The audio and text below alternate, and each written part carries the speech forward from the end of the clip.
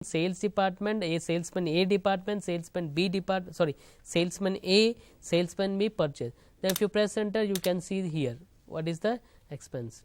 Okay, salesman A enter కొట్టండి తెలిసిపోతుంది ఎంత చేస్తాడు ఏంటి అనేది. Okay, here you can have a look. Here credit is what, అంటే మన క్రెడిట్ ఎంత చేసి సేల్స్ ఎంత చేస్తాడు, పర్చేస్ ఎంత చేస్తాడు, ఎక్స్పెన్సెస్ ఎంత చేస్తాడు. Okay, total department 3 lakhs. Here this is a total sales department. ఈ టోటల్ సేల్స్ డిపార్ట్మెంట్ మనకి 3,20,000 సేల్స్ చేసింది. అలాగే పర్చేస్లో 1,50,000 చేస్తాము. అలాగే ఎక్స్పెన్సెస్ ఇంత పెట్టారు. టోటల్ 1,25,450 మనకు ప్రాఫిట్ చేస్తారు. ఓకే, అట్లాగే పర్చేస్ డిపార్ట్మెంట్ ఎంత పర్చేస్ చేస్తారు, ఎంత ఇండైరెక్ట్ ఎక్స్పెన్స్ చేస్తారు. అలాగే ప్రొడక్షన్ డిపార్ట్మెంట్ ఎంత ఖర్చు పెట్టారు, సేల్స్మెన్ ఏ ఎంత, సేల్స్మెన్ బి ఎంత. So this all we can know in ledger cost centre breakup analysis. And ledger breakup అంటే ఒక పర్టికులర్ లెడ్జర్ అడ్వర్టైజ్మెంట్ ఎక్స్పెన్సెస్, ఈ అడ్వర్టైజ్మెంట్ ఎక్స్పెన్సెస్ ఏ డిపార్ట్మెంట్కి పెట్టాము, బోనస్ ఏ డిపార్ట్మెంట్కి ఎంత ఇచ్చాము. ఓకే, ఎలక్ట్రిసిటీ ఛార్జెస్ ఏ డిపార్ట్మెంట్కి ఎంత ఇచ్చాము. ఓకేనా, రెంట్ ఏ డిపార్ట్మెంట్కి ఎంత ఇచ్చాము, సేల్స్ ఏ డిపార్ట్మెంట్కి ఎంత ఇచ్చాము. అంటే ఏ డిపార్ట్మెంట్ వైజ్ అకౌంట్ మనకు తెలుస్తుంది అనమాట. గ్రూప్ బ్రేకప్ అంటే గ్రూప్ ఇండైరెక్ట్ ఎక్స్పెన్సెస్ ఎంత అయినాయి, డైరెక్ట్ ఎక్స్పెన్సెస్ ఎంత అయినాయి, ఆ విధంగా మనం సెలెక్ట్ చేసుకుంటాం అనమాట.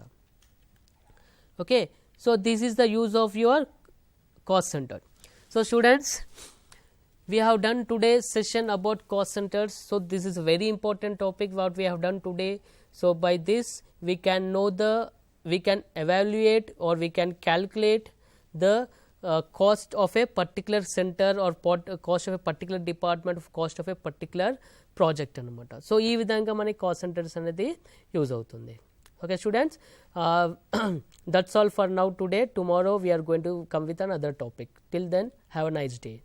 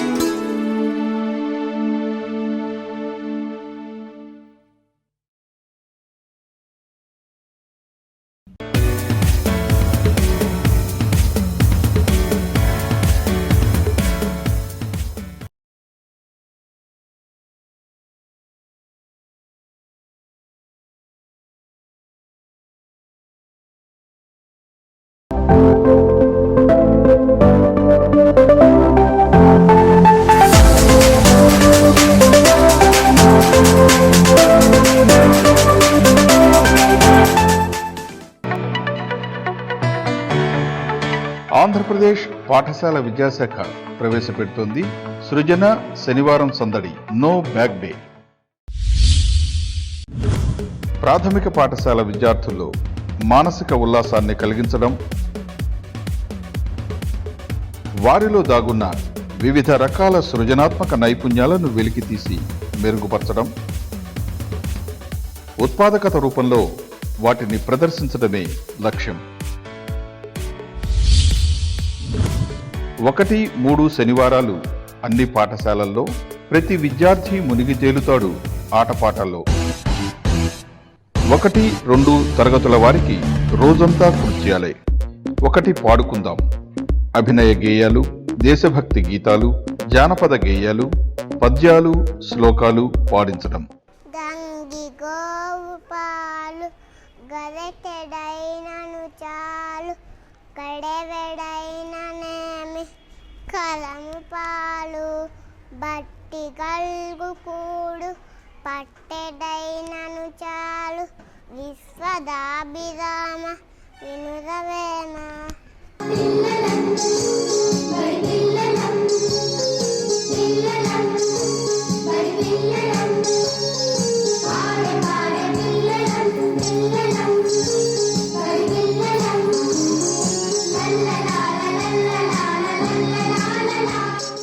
బలవంతుడా నాకేమని పలురతో నిగ్రహించి పలుకుటమేలా, బలవంతమైన సర్పము చలిచీమల చేత చిక్కి చావదె సుమతి.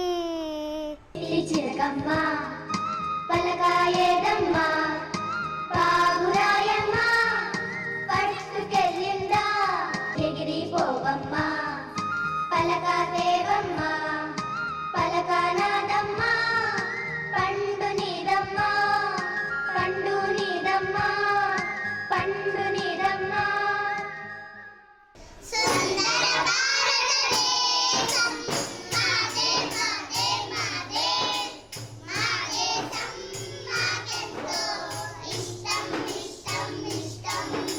రెండు, మాట్లాడుకుందాం. కథలు చదవడం, చెప్పడం, అనుభవాలు పంచుకోవడం, పొడుపు కథలు, పజిల్స్, సరదా ఆటలు ఆడడం. ఈరోజు నేను చీమ పడవ కథ చెప్పబోతున్నాను, వింటారా? పుచ్చిలక మన ఎగిరిపోయి పలకని తెచ్చి ఇచ్చింది. రమ్య రమ్య ఇదేనా నీ పలక అని అడిగింది. నాదే అనండి.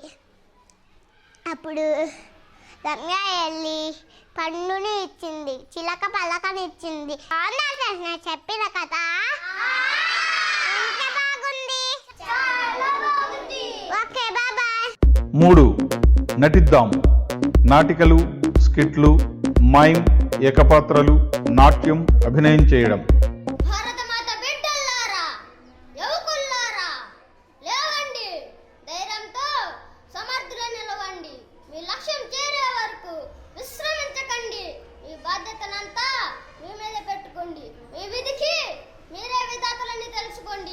ఆత్మవిశ్వాసంతో ఉండండి. బలమే జీవనం, బలహీనతే మరణం. భారత్ మాతాకి వందే మాతరం. ఓ మనిషి, నేనే చెట్టును, నీ ఇంటికి చలిలో వెచ్చదనాన్ని ఇచ్చేది నేనే. నీ ఇంటి తలుపు, కిటికీ, పైకప్పు నేనే. అందుకే నన్ను చక్కగా పెంచండి, నన్ను రక్షించండి, ఇదే నా ప్రార్థన. Started killing and eating rabbits daily. One wise rabbit dug a pit around its house. With the help of rats, it filled the pit with sticks and leaves. 4, సృజన. బొమ్మలు గీయడం, రంగులు వేయడం, బంకమట్టి, క్లేవాక్స్ ఉపయోగించి బొమ్మలు, నమూనాలు, మాస్కులు చేయడం. అలంకరణ వస్తువుల తయారీ, ఒరిగామి. 3, 4, 5 తరగతులకు 1. సృజన.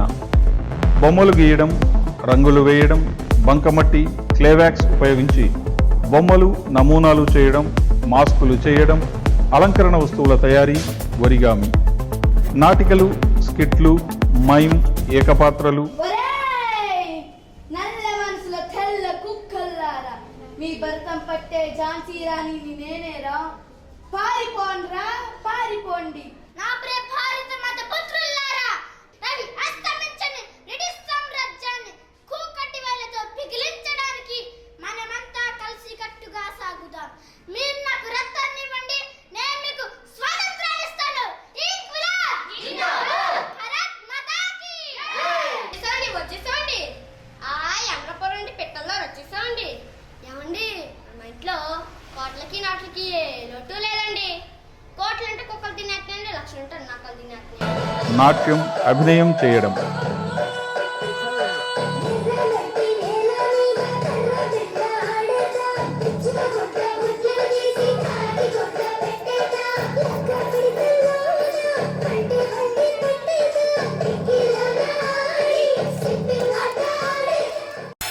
రెండు, తోటకు పోదాం. పాఠశాలలో సాగు చేస్తున్న బడి తోటలో పాదులు చేయడం, కలుపు తీయడం, పందిరి వేయడం, ఎరువులు వేయడం. పరిశుభ్రం చేద్దాం. పాఠశాల ఆవరణ, తరగతి గదులు శుభ్రం చేసుకోవడం.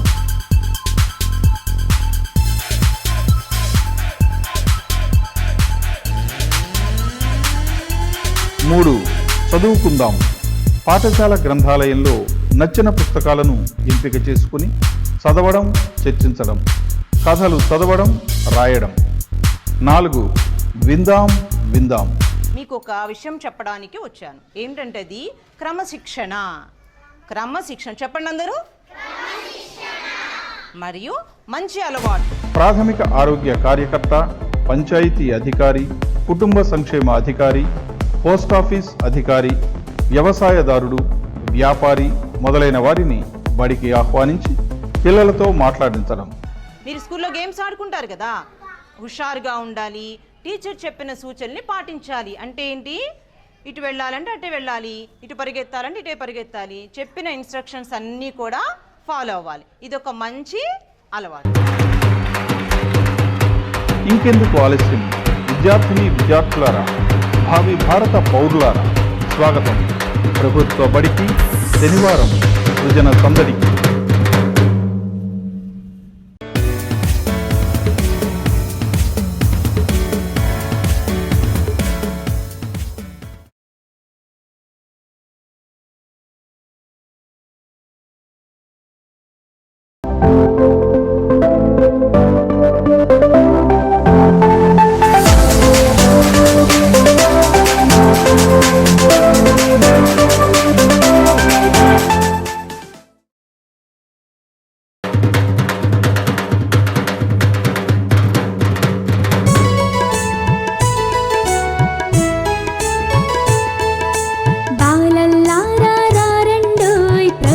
బడికి రారండోయ్, హాయి హాయిగా సరదాగా ఆటలు పాటలు చదువులు మనకి. టీచర్లే మన స్నేహితులంట, శనివారం మన బంధువులంట. బ్యాగులు లేవు, బరువులు లేవు, పుస్తకాలు అసలే లేవు, ప్రశ్నలు లేవు, పరీక్షలు లేవు, శిక్షించే సమీక్షలు లేవు. ఏడు శనివారం మనకి సందడివారం.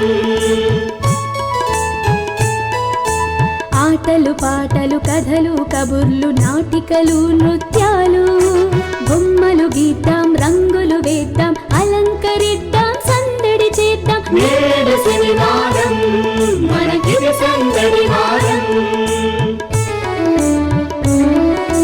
నాటికలు ఏకపాత్రలు అభినయిద్దాం, నాట్యం చేద్దాం, మట్టి పిసుకుదాం, బొమ్మలు చేద్దాం, కాగితాలతో హంగులు చేద్దాం. నేడు శనివారం మనకి సందడివారం. కథలు కబుర్లు చెప్పుకుందాం, కథల జరుపుకుందాం, సరదా ఆటలు ఆడుకుందాం. నేడు శనివారం మనకిది సందడి వారం. మంచి చెడుల్ని తెలుసుకుందాం, గొప్పవారిని తలుచుకుందాం, జాతి నేతలను కీర్తిద్దాం, దేశభక్తిలో ముందుందాం. నేడే నేడే శనివారం మన అందరికీ ఇది సందడి వారం. నేడే నేడే శనివారం మన అందరికీ ఇది సందడి వారం.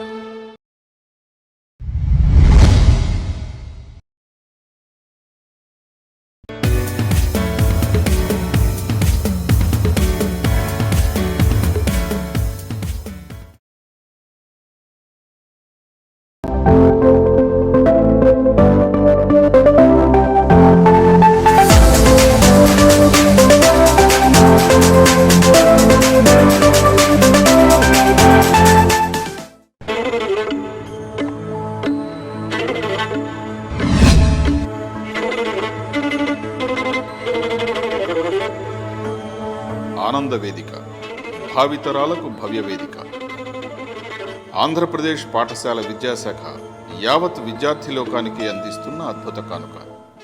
ఆనంద తరగతి ఉపాధ్యాయులారా, పాఠశాలలో నూతనోత్తేజానికి నడుం బిగించటం, పిల్లల్లో ఉత్సాహాన్ని ఉరకలు వేయించడం, ఆనంద పాఠ్య ప్రణాళికను నిండు మనస్సుతో అమలు జరపడం మీ నైతిక కర్తవ్యం. ఆనంద వేదికను 1 నుండి 10 తరగతుల వరకు 4 స్థాయిల్లో అమలు చేస్తారు. ఆనంద వేదికను ప్రతిరోజు మొదటి పీరియడ్లో 30 నిమిషాల పాటు నిర్వహిస్తారు. ఆనంద వేదిక ప్రణాళిక. సోమవారం మైండ్ఫుల్నెస్ ధ్యాన ప్రక్రియ. ప్రతి ఆనంద వేదికను 3 నిమిషాల పాటు ధ్యాన ప్రక్రియతో ప్రారంభిస్తారు. నిదానంగా గాలి పీల్చుతూ వదిలిపెట్టండి. ధ్యాన ప్రక్రియ ఆనందమయ అభ్యసనం వైపు నడిపించటంలో కీలక భూమిక పోషిస్తుంది. ధ్యాన ప్రక్రియలో నవకౌశలాలు అంటే 9 ప్రత్యేక కౌశలాలు ఉన్నాయి. 1 శ్వాస మీద ధ్యాస, మైండ్ఫుల్ బ్రీతింగ్. 2 ఏకాగ్రతతో వినడం, మైండ్ఫుల్ లిజనింగ్. 3 ఏకాగ్రతతో చూడడం, మైండ్ఫుల్ సీయింగ్. 4 చిత్రలేఖన ప్రక్రియపై ఏకాగ్రత, మైండ్ఫుల్ డ్రాయింగ్. 5 ఆలోచనల పట్ల ఏకాగ్రత, మైండ్ఫుల్ థాట్. మనం చేసే పని మీద ధ్యాస పెట్టకుండా రకరకాలుగా ఆలోచించామనుకోండి, మన మనసు ఇలా ఉంటుంది. 6 వాసన పట్ల ఏకాగ్రత, మైండ్ఫుల్ స్మెల్. 7 రుచి పట్ల ఏకాగ్రత, మైండ్ఫుల్ టేస్ట్. 8 స్పర్శ పట్ల ఏకాగ్రత, మైండ్ఫుల్ టచ్. అమ్మాయి ఎవరు? 9 శరీర ఒత్తిడిపై ఏకాగ్రత, మైండ్ఫుల్ బాడీ స్ట్రెచింగ్. తరగతి ముగింపులో 2 నిమిషాల మౌన ప్రక్రియ పాటిస్తారు. మంగళవారం ఉపాధ్యాయునిచ్చే కథా సమయం. దీనిలో విలువలతో కూడిన కథలను వినిపిస్తారు. జాను చాలా మంచి పిల్లాడు, ఏ చెప్పినా చక్కగా వింటాడు. అయితే జానుకి చిరుతిళ్ళు తినటం అంటే బాగా ఎక్కువ ఇష్టం. బుధవారం ప్రతిస్పందన, విద్యార్థులచే కథ చెప్పించడం. ఇప్పుడు మీ అందరికీ నిన్న మనం చెప్పుకున్న అన్నం కదా దుర్గా భవాని చెప్తుంది, అందరూ శ్రద్ధగా వినండి. తినాలంటే కొద్దిగా పెట్టించుకోవాలి, కొద్దిగా పెట్టించుకొని తినాలి, లేకపోతే వేస్ట్ చేయకూడదు అని ఆలోచించాడు. గురు శుక్రవారాలు కృత్య సమయం.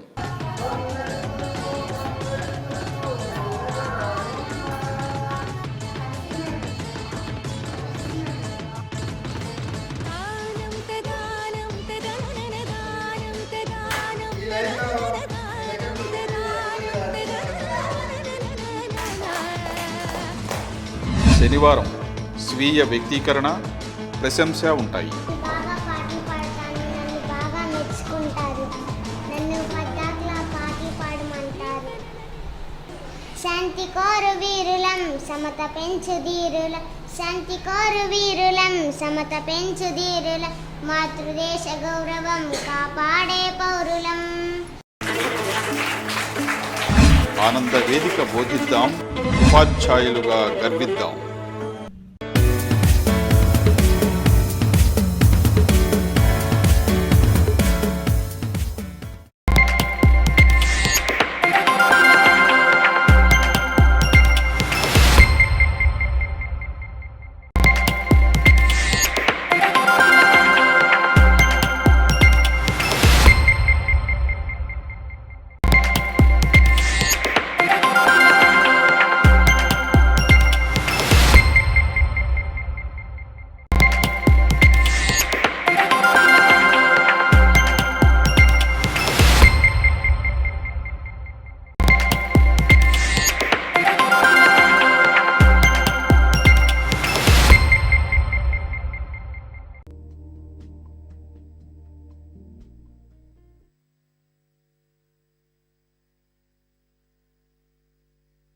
introduction classes on web technology.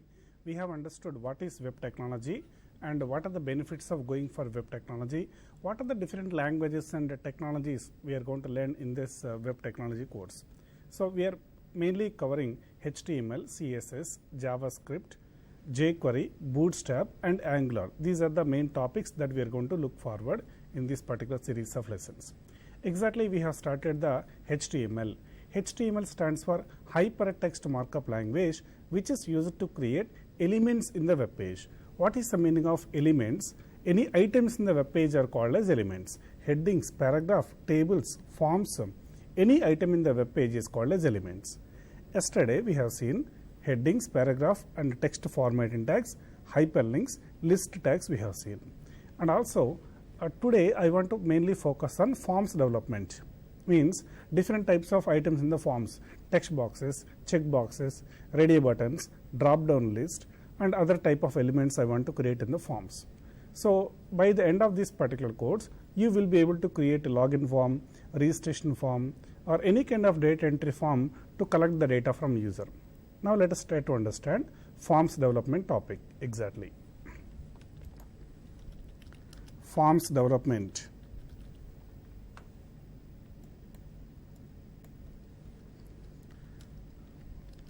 To create forms, we have a set of tags in HTML.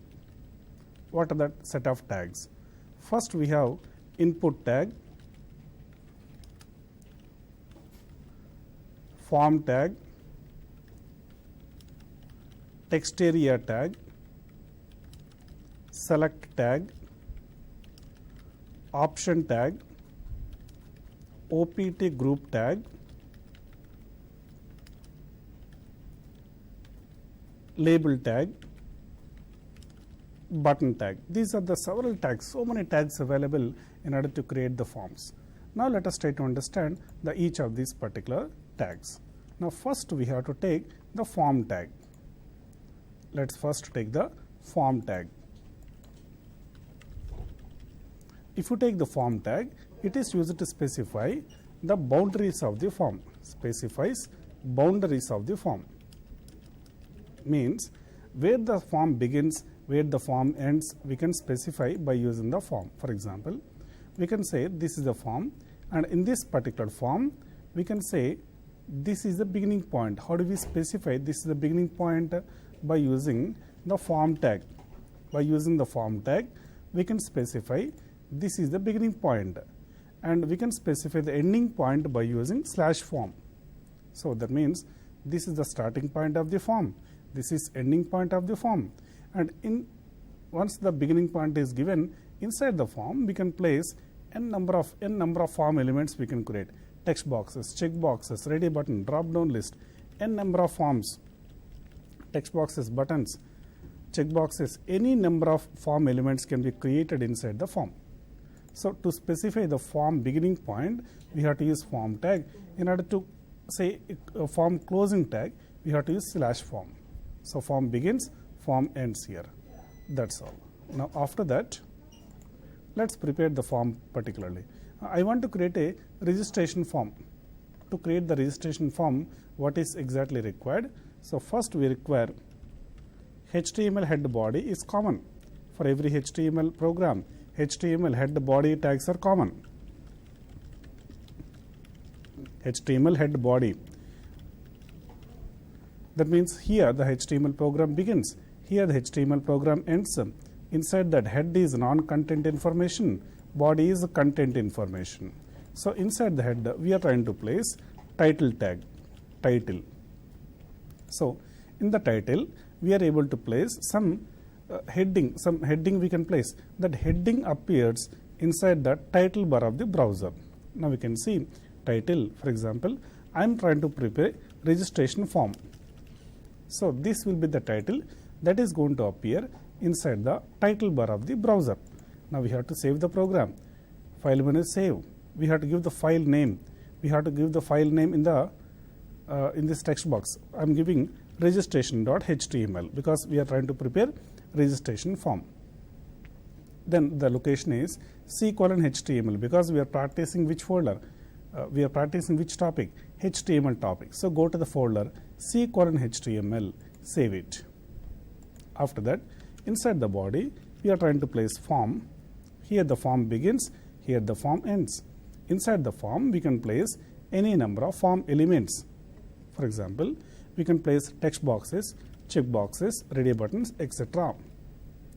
How to execute the program? Where we have saved it? In C drive. In C drive, we have created a folder called HTML. There we have a file called registration.html. So once you open this particular file, double click on that particular file to open. Now we can see the output of the form. So in fact, what of the text we have written here, this text is being displayed in the as it is in the browser. Now, in this, I would like to create some text boxes. To create the text boxes, we have to specify input type equal to text. Here, input is a tag, type is an attribute, text is a value. So, now we can see the text boxes. Only one text box, of course. So, input is a tag, type is an attribute, text is a value. So, we can see one text box. In the text box, we can enter any number of characters, including alphabets, digits, special symbols, anything we can type in the text box. But it is the responsibility of the developer to specify what value should be entered, right? See, in this text box, the user has to enter his name or email or phone number. We have to specify the details. So that's why we have to specify something like name. Now, the user can clearly know that, okay, here the name should be entered. Now, similarly, I want to create email and a phone number. Email and a phone number. For email address, we can give input type equal to email. For phone number, we have to give input type equal to text only. Now we can see name, email and phone. Now, so in the first text box, he can enter his name. In the second text box, he can enter his email address. For example, ABC is his name. abc@gmail.com is his email, and phone number is something like this. Okay, so user has entered name, email and phone number, but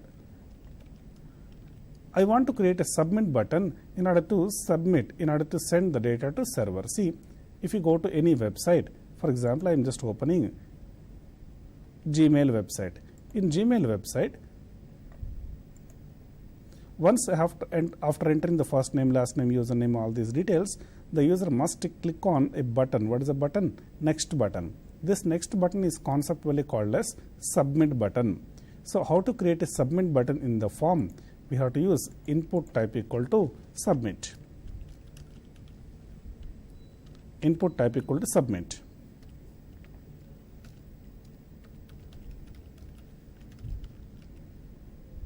Now we can see submit query, but I don't like this name submit query. I want to change this. Yes, you can change it by specifying value attribute. Value, in this value we can write anything. For example, register. Not only register, any button we can write, register, login, OK, apply, save, any name we can specify. Whatever you have mentioned in the value, that will be as it is displayed as a button name here. So we have understood how to create a name and email and phone. But in the input type equal to name, we have a specific benefit. As we have mentioned input type equal to email, in case if the user has entered wrong email address, automatically it will display some message. Please enter an email address. It is displaying error message. Please enter the proper email address. It will check all the email address rules. What are the rules? For example, spaces not allowed, @ symbol should be there, ending with .com. All the email address rules and regulations will be checked by the input type equal to email automatically. Next, I want to accept only alphabets in this particular name text box. To specify that alphabets only, we have to use regular expressions by using placeholder. Now let us try to understand what is regular expression. Regular expression means the pattern, the format of the value. For example, alphabets only required, numbers only required, special characters only required. We can specify the certain format of the value by using regular expressions. So here I am just providing placeholder is equal to, pattern is equal to To specify the beginning of the string, we have to keep the cap symbol. To specify ending of the string, we have to use dollar. Cap symbol specifies beginning of the string, dollar specifies ending of the string. In between, in the square brackets, we have to specify what characters you want to accept.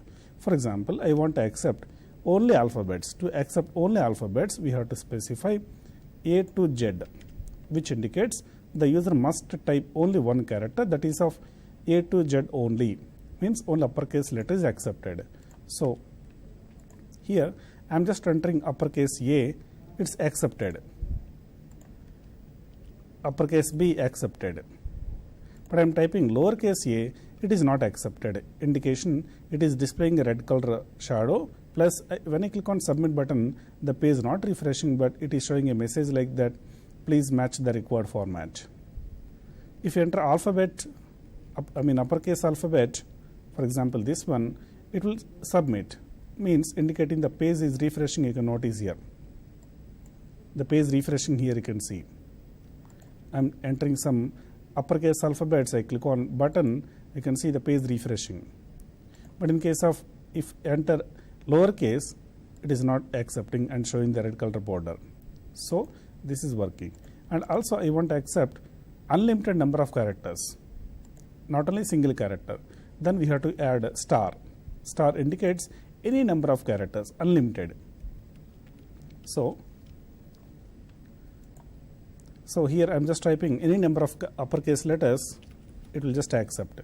But at least one lowercase letter is present, it will be invalid. It is showing error message plus stop submission. And also I want to accept lowercase also. Then we have to add A to Z lowercase, A to Z lowercase. So uppercase also okay, lowercase also okay. Any number of characters okay. Now I am just typing combination of uppercase, lowercase, any number of characters, but I am typing at least one digit, it will be error. At least one special characters like hash or dollar, it is error. So only alphabets only allowed. So if I am giving space also, it is invalid because we are not mentioning space here. So that's why space is not accepted here. I want to accept space. To accept the space, we have to give space within the square brackets. Now three types of options allowed: uppercase, lowercase, and space also allowed, others not allowed. For the phone number, what is required? The first letter should be either 7, 8 or 9 and followed by 9 digits. So we have to specify pattern is equal to cap symbol specifies beginning of the string, dollar specifies ending of the string, and here we have to specify either 7, 8 or 9, means first digit should be either 7, 8 or 9 followed by 9 digits. So first digit should be either 7 or 8 or 9 followed by 9 digits. \d of 9 means 9 digits. Totally how many characters? 10 characters, 10 digit mobile number. So I am typing 1, 2, 3, 4 for example. It is not accepting, showing me error. If I am typing some 987 like this, exactly 10 digits, it is accepted. If I type one digit extra by mistake, it will show error message.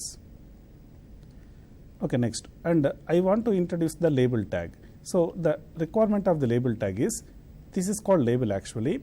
Once we click on this particular label, cursor should automatically appear in the corresponding text box. In order to place the cursor in the text box, we have to convert this particular plain text as a label tag. How to convert? We have to first introduce the label tag. Inside the label tag, we have to place that particular text and we have to specify ID. ID means identification name. For example, T1. So T1 is the identification name. Using T1, you are able to access the particular text box here. For equal to, how to access the text box? Based on the ID T1. So T for a text box here. So based on the ID T1, we are able to access that particular T1 here. That means this label is bound for this particular text box. As a result of that, there is no visible difference here, but if you click on the label now, cursor automatically appears in the text box. That is the reason in real-time applications it is recommended to do the label tag. Just a second, I am decreasing the font size. Okay, so it is recommended to do the label tag. Okay, so once we click on the label, the cursor automatically appears in the corresponding text box. Similarly, let's convert the remaining also to label tag. First we have to place the label tag.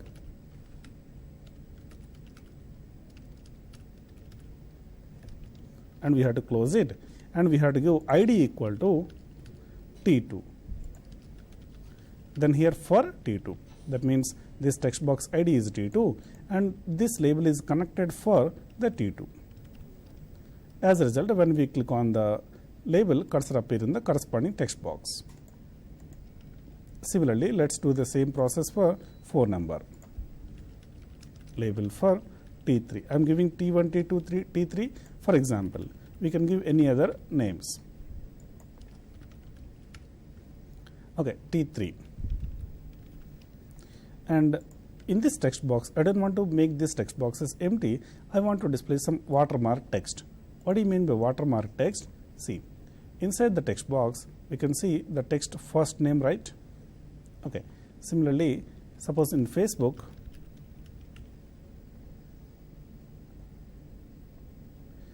here you can see first name, surname, mobile. So in a gray color, it has displayed some text inside the text box. Once we type something, it will automatically disappear. If it is empty, again it appears.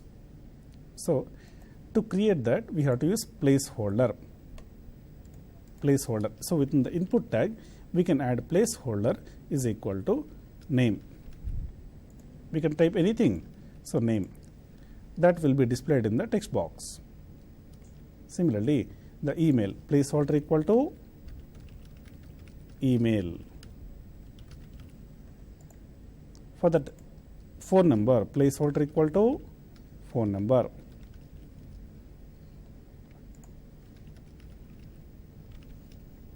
So we can type anything for watermark text, name, email, phone number. So once we type something, automatically the placeholder will be disappear. If it is empty only, it disappear. Right. And also I want to introduce the browse button attachment. So label for T4 I am trying to create, that is for attachment,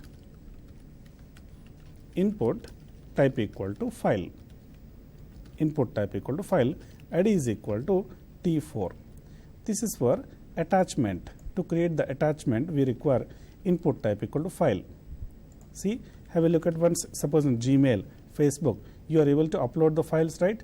You are able to upload the files in documents, images, videos, anything you can upload in the many websites, not only in Gmail.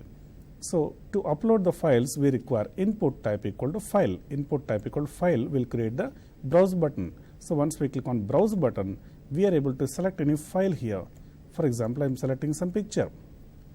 Once we select the picture, that picture is visible here. I mean the picture name is visible, not the picture. And once we click on register, this file name will be submitted to server. On the server side, for example, by using Python or by using ASP.NET, we are able to read the file. Okay. Also, below we are trying to create a checkbox. Sometimes you will be having yes or no type of option. To display yes or no type of option, we have to use checkbox. I will give an example. Suppose, do you know Notepad? In Notepad, there is a simple option, that is match case. There is an option called match case option here. Match case option is like yes or no type of option. Do you want to match the case or not? So if you just click on that, okay, the checkbox is checked. If you click again, it will be unchecked. Match case, yes or no type, yes or no type. So it's like a question, do you want to match the case or not? If the user wants that match case option, he will check the checkbox. Otherwise, he will uncheck the checkbox. So checkbox is exactly used for displaying yes or no type of option. So for other example, remember me or keep me signed in. So this is also an option, like yes or no type of option. If the user wants to keep him signed in himself, then he will check the checkbox. Otherwise, he will uncheck the checkbox. For another example, like for example, user is opening a new bank account and do you want checkbook facility or not? It's an option. So if the user wants the checkbook facility, he will check the checkbox. Otherwise, he will uncheck the checkbox. So these are all the real examples of the checkbox. So in our example, I am trying to create receive newsletters. If the user wants to receive the newsletters, he will uncheck the checkbox. He will check the checkbox. Otherwise, he will uncheck the checkbox. So in order to add the checkbox here, we have to use input type equal to checkbox. Input type equal to checkbox. Now he can see the checkbox. Checkbox he can see. Now once he checked the checkbox, he means he wants to receive the newsletters. Otherwise, he will uncheck the checkbox. Similarly, sometimes you would like to display yes or no type, a set of options. Option 1, option 2, option 3, n number of options are required for you. Out of n number of options, user must select any one option. In case if you want to display a set of options and allow the user to select any one of them, we have to use this radio button. Radio button is basically used to display a set of options, two or more options. Any one should be selected means he has to go for radio button. See, for example, gender, male, female. Otherwise, payment status, payment completed or not received. Otherwise, payment mode, debit card, credit card, net banking or wallet. So any one of these options should be selected, means he has to go for radio button. In order to create each radio button, we have to use input type equal to radio. By giving input type equal radio, we can create any number of radio buttons. Okay, let's create the same in the program. Input type equal to radio. Suppose we have created 3 radio buttons or 4 radio buttons we have created. Now we can see 4 radio buttons, but the problem is by default all the radio buttons are by default selected. It's not correct, right? Out of few, only one should be selected, right? So how do we group them? By using the name attribute.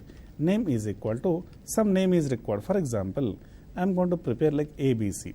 Same name must be provided for all the radio buttons. Same name. By providing the same name, we are able to group them. So among few, only one can be selected right now. We have given the same name, so automatically by giving it the same name, these radio buttons are grouped up together. Among these 4, only one can be selected. In case if you have another group, for another group we can give a different name. Okay. Now next, after this, I am trying to place a meaningful option. For example, payment mode is option, and we have options like debit card, credit card, net banking and wallet. These are the 4 options we are trying to provide. So user can select any one, but here there is a small inconvenience. User must click on that particular circle, then only it is being selected. If you click on the particular text, for example, I click on the credit card text, the item is not selecting. See, because as of now technically there is no relation between the text and radio button. Text is separate, the radio button is separate, no connection between them. That's the reason if you click on the particular text credit card, the corresponding radio button is not being selected. How do we give the connection? We have to convert this text as a label by giving label tag. Then we can connect the same to the radio button easily. See, let's do it. So first we have to place label tag. In the label tag, we have to use the for attribute, for. Label for equal to some ID is required. For example, radio button 1, R1. R1 is for radio button. Same like this, we are going to prepare the other labels too. R2, R3, R for radio button I am giving,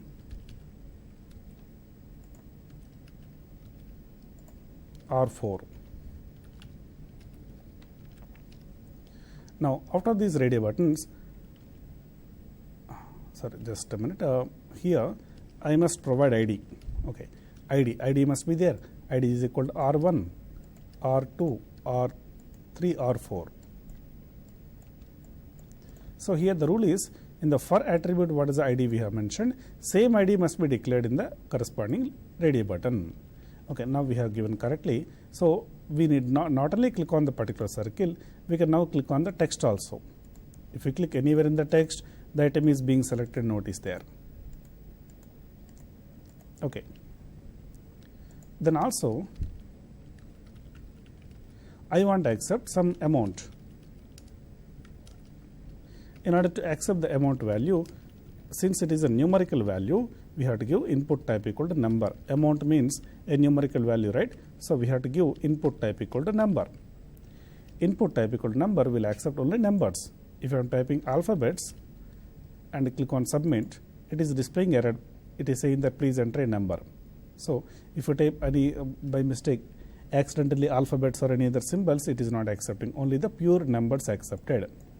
If I am typing only the pure number, it's accepted. And here there is no minimum maximum. If you click on decrease button, here it is decreasing like anything, and if you click on increase button, it is increasing like anything. There is no limit by default, but we are able to specify the limit. I mean the minimum and maximum value we are able to specify. For example, as per the site requirement, minimum you want to accept 0, maximum 10,000. So we can specify the minimum and maximum explicitly. Suppose minimum 0, maximum 10,000. So this particular range only we can accept. Now we can have a look at once. So I just say 0, minimum 0. I mean I'm clicking on the decrease button, it is not decreasing anymore. In case if you are typing manually, suppose negative value if you are typed, it is displaying a message saying that please enter the value that is no less than 0. It is showing error message. And if you type more than 10,000, something like this, it will show error message saying that please enter a value that is no more than 10,000. So, and there is a problem here. Suppose user wants to enter 9,500 really with the mouse. He is clicking on up button. How much incrementing at a time? Only one incrementing at a time each time. So in order to reach 9,500 like this, so it will take a long time, check it. It is incrementing very slowly. In order to reach 9,500, it is very slow.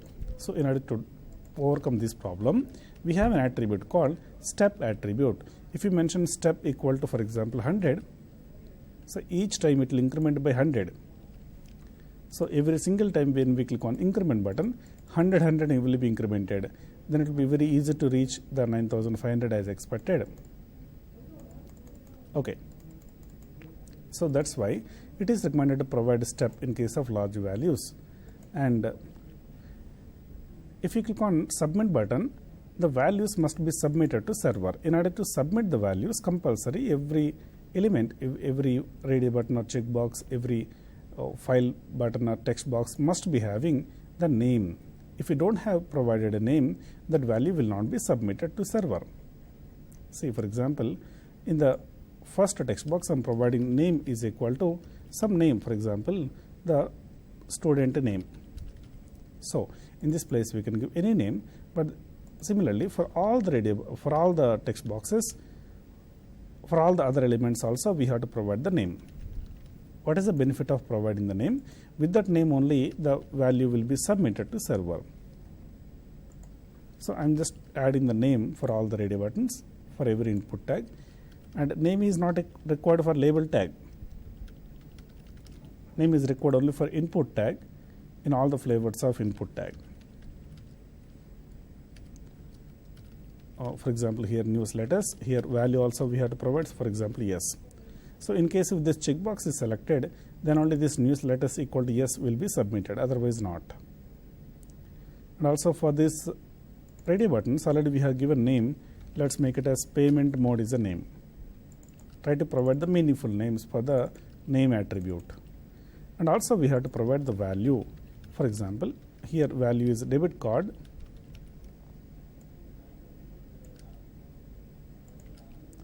Here the value credit card. Here net banking. And here the value is wallet. Right. So we have provided the name. Even here name is equal to amount. So what is the benefit of providing the name? I will show practically. Suppose my name is Scott. Email scott@gmail.com. Phone number something. And selecting some picture. Also selecting the receive newsletters and credit card. Some amount. Now after entering some details, I click on submit button. So it is automatically sending the data to server. For your readability purpose, I am just copying this and pasting somewhere in the notepad.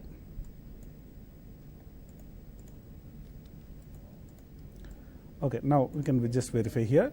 So you can notice exactly this part.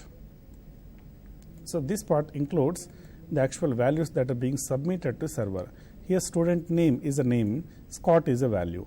Where we have given the name is given by the developer here.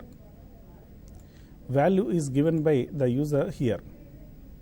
So names are always given by developers, values are always given by users.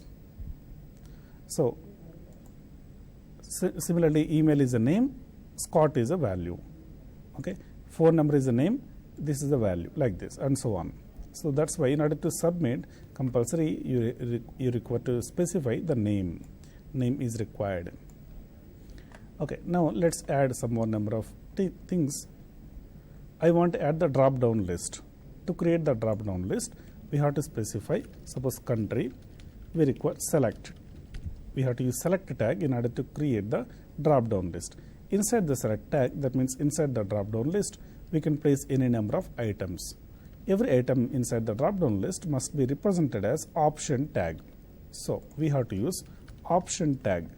To specify the options, we have to use option tag. What are the options of the country? Any country names, for example India, any other country names we are able to specify.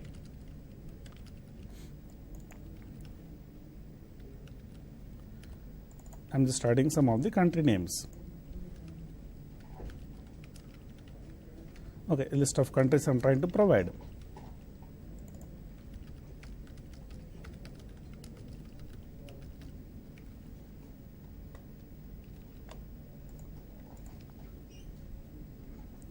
Okay. Now here we are able to choose any one of the list of countries. Okay. Now we are able to choose anyone. For example, I am selecting United States of America. So I just click on the submit button. Now this value is being submitted to server. Now we can notice.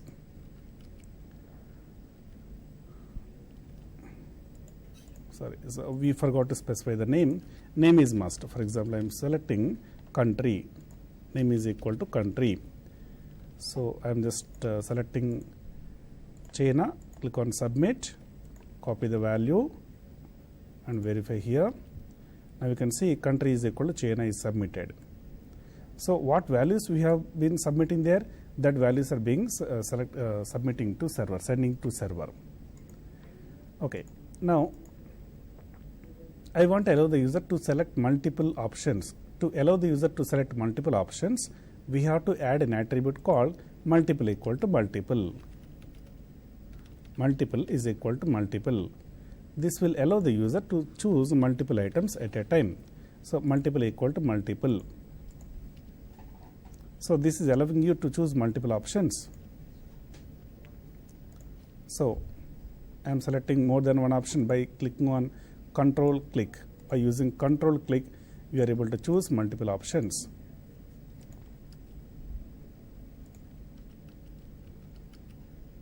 Now we can choose, now we can see all the countries, whatever selected is being submitted to server. Okay. So in order to cross verify, to create the text box, we have to use input type equal to text.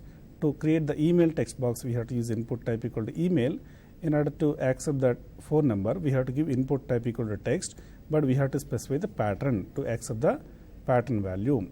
Similarly, for accepting the file browse button, input type equal to file.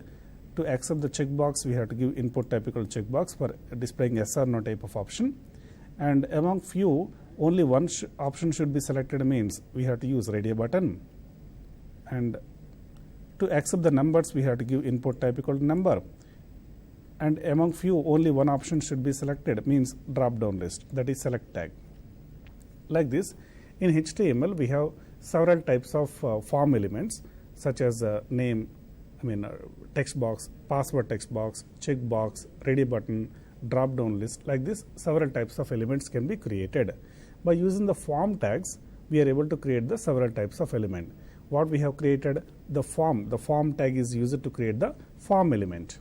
Input tag is used to create several types of elements, text boxes, check boxes, ready button, drop down list, submit button, anything. Many types of form elements are created by using input tag. But did you notice one difference? Form is a paired tag, input is unpaired tag. That is the reason form tag should be having opening plus closing tag also. But input tag should not be having closing tag, because input is an unpaired tag. Unpaired tags should always contain the single tag. The same itself is opening come closing. Similarly, we also have other tags like a text area tag to create the multi-line text box. To create the multi-line text box, text area tag is required. For example, you want to accept the description or comments or any multiple lines of notes kind of text you want to accept. For accepting the multiple lines of text, we have to use text area. Okay. So, this type of text area and other type of elements.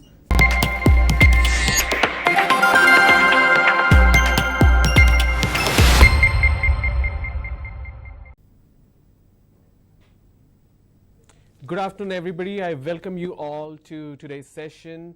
Today we're going to start a brand new session, and this is very, very specific to one particular organization. And as a part of APSSDC's initiative, we did this program since last 2 years, and it led to a huge success. I pretty much remember last year we started this in Kurnool and few other places, and roughly there are close to 5,000 to 6,000 people got placed in this organization. And this particular company is one of the top most ID company, not just in India, but the entire world.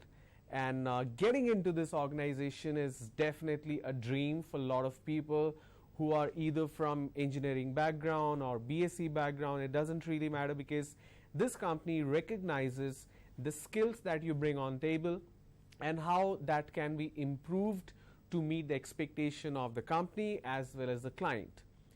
And this is a pure Indian IT company which started way back, even before Wipro or say Infosys was a big name. So I'm sure you can take a guess which company I'm talking about, and this is Tata Consultancy Services, which is TCS. So as far as the TCS placement is concerned, the program is getting started again. And AP State Skill Development Corporation, as a part of the ongoing initiative, wants to make sure that we help you with the initial learning in order to clear the assessments. So what exactly happens as a part of the selection process? First and foremost, you need to remember that you need to have a strong academic background. You should be scoring minimum of 60% and above across your academic career, which is +2, as well as your graduation, and you got to be really, really good in the fundamentals. But what the company doesn't talk about is certain aspect which they will assess you on as far as the placement process is concerned. And this is where APSSDC program is going to help you. For the next 10 days, I'm going to take you through certain aspects of this entire placement process. So this is more of a recruitment training that you're going to go through. In order to understand what this training is going to be, you need to know what is the pattern of the selection. So here goes the pattern of the entire selection. The first step is going to be the written round, which is an online test. So please remember, the first step is the online test. I'm going to pause here so that you can make a note of these details. So the sections on the placement, there are 4 different sections: email writing skills, quantitative aptitude, the TCS-C MCQ, and the last one is coding test. So when we talk about MCQ, this is more of a technical aspect. And coding test, again, there will be a situation given to you and you need to write a code. The total time given for the coding test is 20 minutes. For the C, MCQ is 20 minutes. You will have quantitative aptitude before that, 20 questions, 40 minutes. So you basically get 2 minutes per question. That's a whole lot. And then you have email writing.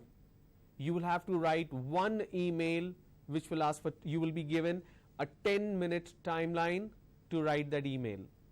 So I'm going to pause here. Please make a note of these aspects. What do we mean by number of star mark question? I will explain to you, but please make a note of these points.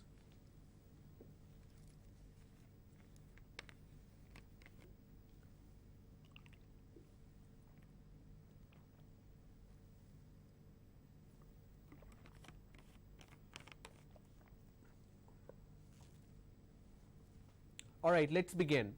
So you will have email writing. So essentially what happens in an email writing is you will be given a particular topic and you need to write an email which is absolutely relevant and related to that particular topic. It's very important. You need to understand why this is very, very critical. Now, in order to explain the importance and the significance of it, let me tell you the reality. The first phase of TCS recruitment that happened across Andhra Pradesh and APSSDC was instrumental in imparting the skills, the recruitment training. 90% of the students did very well in quantitative aptitude, but they failed in email writing skills. Now, what exactly goes wrong in email writing skills? I will take you through that. We will have a very extensive training. What are the pitfalls? What are the areas where you will end up making a mistake in terms of email writing skills? Why it's important? What do they look for? How do they assess you? How do they score you in terms of email writing? I will give you the entire aspect, and in today's session I will talk about the do's and don'ts of the email. I will also show you an example, a quick example, how to write an effective email. Now, once that email is taken care of, even if you clear that, you need to clear the quantitative aptitude. So quantitative aptitude if you clear, but you do not score well in email writing, if you get disqualified, that means you cannot go through the next segment, which is the interview round, which will be HR as well as technical round. So let's take a look at the slide again. So 4 sections we are talking about: email writing skills, quantitative aptitude, the C MCQ, where you need to write some programs and certain questions will be given with optional, basically the multiple choice options which you need to pick from. So the TCS C MCQ that you see, these are technical questions, 10 questions. You need to pick the correct answer. You will be given options. Coding test, now you need to write a code within 20 minutes. So the first one, email writing skill, is descriptive. You need to write an email. Quantitative aptitude is multiple choice. The C MCQ again is multiple choice, and coding test you need to write the code the way it can be executed without any issues. Now the point that you need to keep in mind, it says number of star mark questions is 2, which means there will be 2 questions which will be marked star. You cannot go wrong in these 2 questions. So when we talk about online test, there is a new rule that has come in, which is in terms of negative marking. Please make a note of these points that I'm talking, and please keep that in mind and follow that religiously. There is a negative marking of 0.33 per wrong question in TCS multiple choice questions. Negative marking is only applicable in the quant section. There is not there won't be any negative marking for the email writing on the entire email, so on the entire test. So when we talk about negative marking, it's only there for the multiple choice questions, and that too only for quantitative aptitude. The second segment that you see, only for quantitative aptitude you will have negative marking. Now how will it be calculated? If the question, if you answer correctly, you score 1 point. If you answer incorrectly, you will lose 0.33, which means if there are 10 questions, you have answered 8 questions accurately, you score 8 points. 2 questions you make a mistake, it becomes minus 33 multiplied by 2, which is minus 66. So from 8 points that you scored, 0.66 will be deducted. So negative marking can be very detrimental in terms of a good success ratio, because whatever you have scored, you may end up losing the positive points if you answer incorrectly. That's why please be very careful when you answer the quantitative aptitude questions. You will have 20 questions that needs to be answered in 40 minutes, which means you're getting 2 minutes per question. So please be extremely sure what you are choosing as your correct answer. Okay, the star mark question have 2 times more marks, and negative marking is also double. What does that mean? When we talk about quantitative aptitude, there are 2 questions. Let me bring my mouse, hover over it. So you have 2 questions. If the question paper has 10 marks, 10 questions, there are 2 questions which is starred. That means these 2 questions, the score will double. It's like a bumper question. So it will become 2 points each. Now when you're scoring positive 2 points, if you go wrong, the negative will also double. So it will become minus 66, or minus 0.66, I'm sorry. So please be very careful. You will score double, but you will also lose double. So for the 2 starred question, please be extremely careful what you're writing. All right. So I'm going to pause here. Please make a note of this. Let me make a quick change here because it's not making complete sense.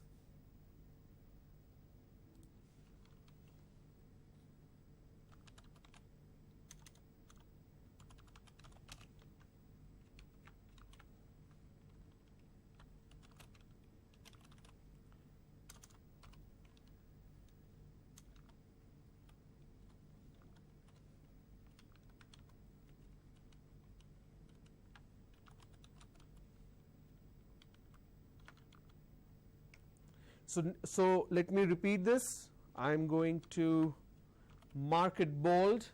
I hope this is visible to all of you.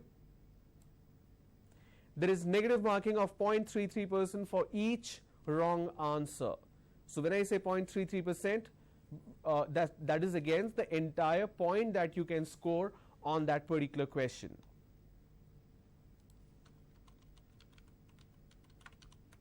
So negative mark is applicable only in quant section.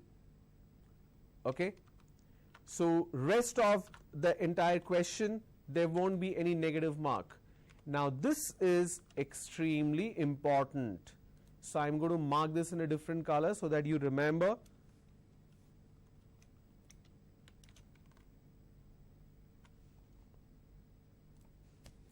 All right, so let me repeat this again. There is negative marking of 0.33% for every wrong answer. Now when I say 0.33%, which means if the question you can score 1 mark, you will use minus 33. Negative marking is applicable only in the quant section, and the star mark question have 2 times more marks, and negative mark is also double. Okay, so please bear this in mind, do not go wrong. Now let me talk about the topics that you will get in terms of the quantitative ability. I'm going to mark this bold so that it's clearly visible to you. This is for those who are watching in television or computer screen, just to make sure that this is clearly visible to all of you. So probability, permutation combination, time and distance, time and work,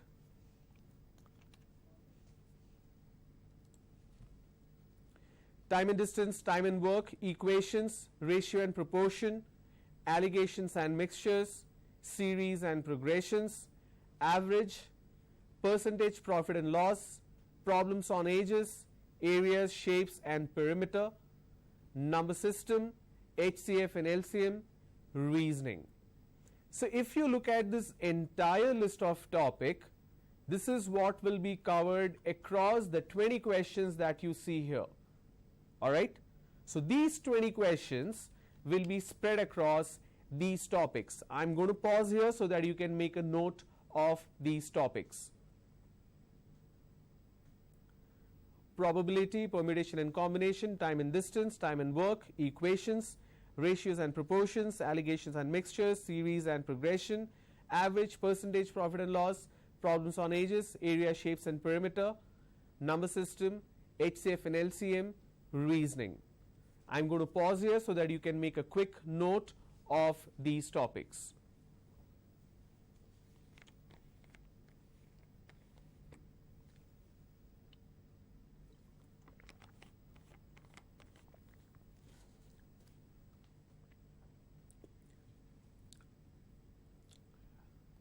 Okay, I hope this is helpful. So please remember, today's session is only in terms of orientation to help you understand how the entire pattern will be. Tomorrow onwards, I'm going to start the email writing session. Along with that, once I'm done with email writing, I will also talk about essentials of a successful interview, dress code, body language. All this will also be covered. If I'm talking about email writing skill, I also need to talk a bit about communication aspects. So I will talk about that as well, in terms of punctuation, in terms of grammar, in terms of perfect structure for an email, the typos, the grammatical mistakes that we do, the spelling, the common spelling mistakes that we end up doing in email, because you're going to lose marks if you make a grammatical mistake or spelling mistake or punctuation mistake. All this will be a part of my program. And the beginning of the session from tomorrow, I will definitely take you through the entire format, the entire pattern. This is for the benefit of those who could not join today. And the last 10 minutes of the session, including today, will be dedicated for question and answer. So in case any one of you have any questions, you have certain doubts, you want to get it clarified, either through Zoom, the web conference platform which is installed in my system right now, as well as if somebody wants to call and ask any questions, we will be open to that, but only the last 10 minutes of the session, so that you collect all the questions and ask me all together. All right, so let's move forward. So here are the list of topics which you must have taken down. I'm assuming that you have the list of the topics that will be covered for quantitative aptitude. Now in terms of email, these are certain very, very important aspects that you need to know. Like I said, 90% of the candidates have failed in email writing. They have done really well in terms of quantitative aptitude, but when it comes to email, they failed, because of which they could not even go to the interview round. So I'm going to read this across very slowly so that you can make a note of these. So these are the points that you need to keep in mind in order to do it accurately. These are the email do's. Read the topic carefully. Read and understand the keywords or the key phrases mentioned. Use each and every keyword phrases mentioned. Even if you miss one of the keyword or phrases, the email will be invalid. What do I mean by this point? I will explain to you. Don't worry about it. Just make a note of these. I will explain in detail. I'm going to repeat point number 4 and 3. So use each and every keyword and phrases mentioned. Even if you miss one of the keywords, phrases, the email will be invalid. Ensure keywords are used in the same form as mentioned in the topic. For example, if the keyword says buy, you cannot be using a past tense form which is bought. You need to use the word buy. Keyword should be mentioned in the sequence as mentioned in the topic. That is very, very important. There will be a list of keywords that will be given to you. It could be 8, 10 or 12 for the email. You need to use these keywords in the entire email, so that it has to follow the same sequence. I will explain to you how it's going to look like. Start a new paragraph for change of thought group. What do we mean by thought group? I will explain to you. New paragraph should start as a fresh line. This is in terms of structure. Let me increase the font size for this so that it's visible to you.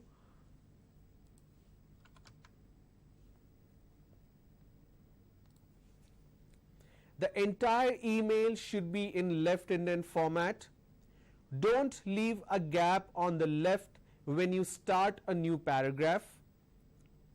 Use the receiver's name and sender's name as mentioned in the topic. Always begin your mail with greeting, hello, receiver's name. Always end your mail with salutation, thanks and regards, which is a closing, and mention the sender's name. The sender's name and the receiver's name will be mentioned in the email itself. Please do not get confused. I will explain. I will also give you examples how to write these emails. Ensure the entire email is written within 10 minutes. Click on submit button before the 10-minute time is up.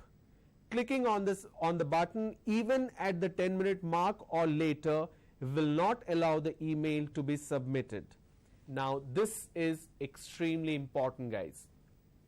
This entire email you need to write within 10 minutes. Now there will be a clock which will be ticking, which will be a countdown timer for 10 minutes. If you are assuming or if you think you can keep on writing the email, the moment it's 10 minutes, the system will automatically submit the answer. No, that's not going to happen. You need to make sure you click on the submit button even before the 10-minute time is up. It could be 9 minutes, it could be 9 minutes 57 seconds or 59 seconds. Doesn't matter.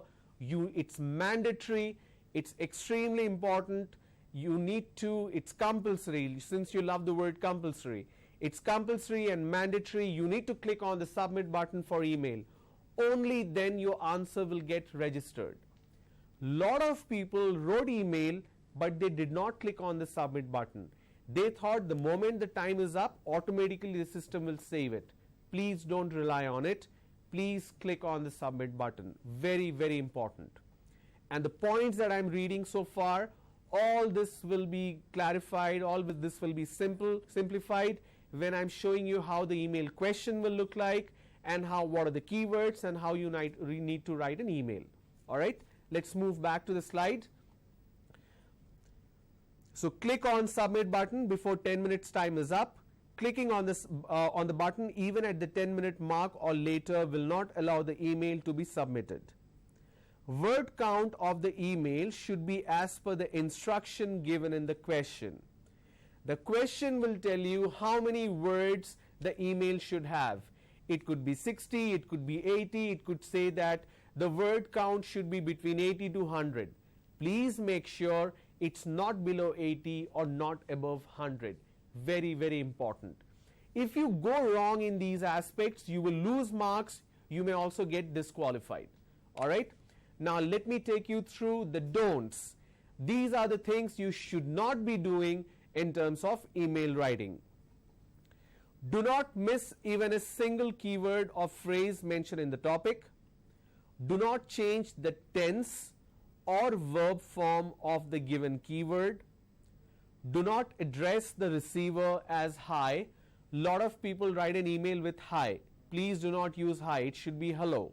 That's more professional way. Do not make any spelling mistakes, grammatical mistakes, or punctuation mistakes in the email. Do not exceed 10 minutes time limit. Do not write the email below the number of words given in the instruction. So if the email says that it should be minimum of 80 words, even if your email is 79 words, you will get disqualified.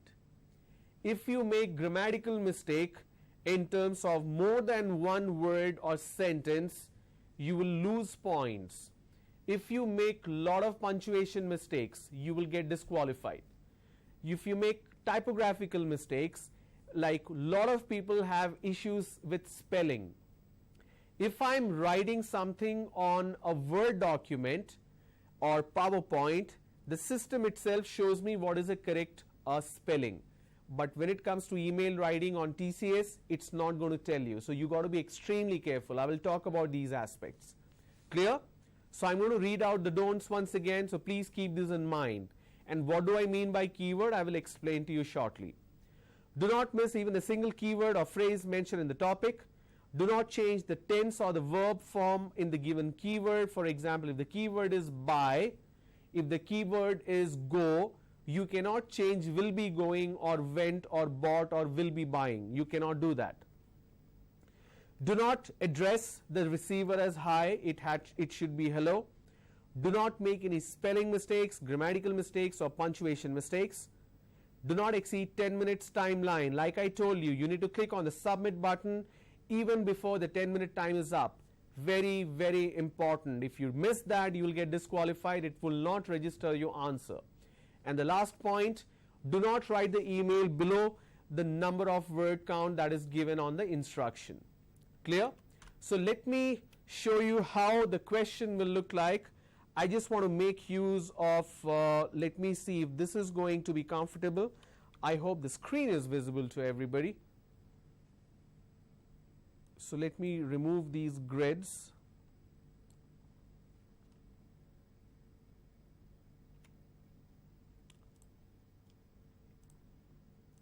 Okay, I'm going to show you an example question how the TCS email question will look like. Now my program will talk about email writing. Later on I'll talk about body language and interview essentials, how to succeed in interviews, what is the importance of body language.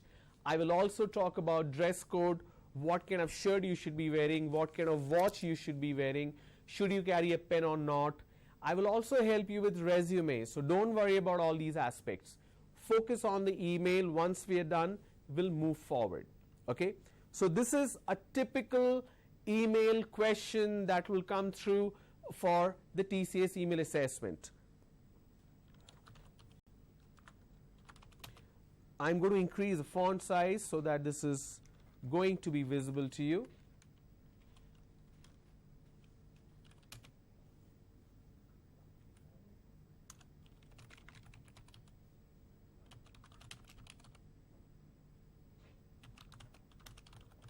You are the manager for a team of 10 members. I hope this is visible now. So we're going to wrap the session as soon as I'm done giving you the question. If you have any questions, you can ask on Zoom. I'm going to remove the mute.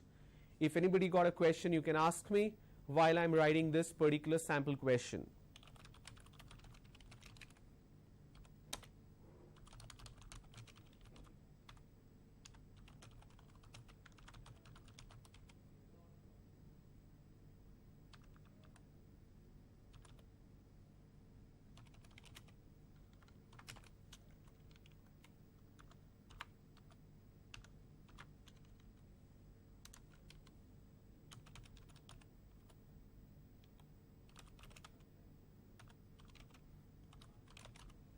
Very simple.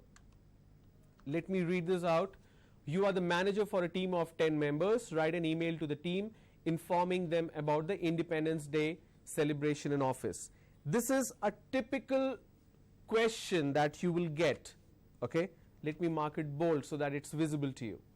These are the kind of email scenario you will get. Now what it will say, use the below keywords.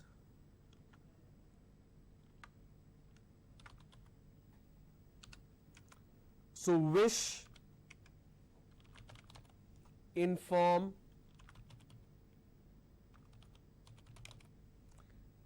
independence, freedom, sacrifice. Okay, I'm going to give you, so this is 5. I'm going to give you 5 more.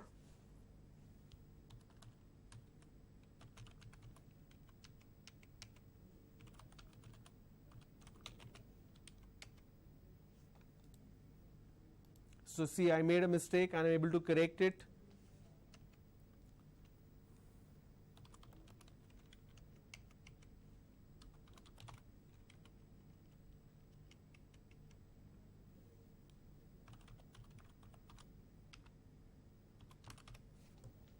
Okay, so these are the 10 words that you will get.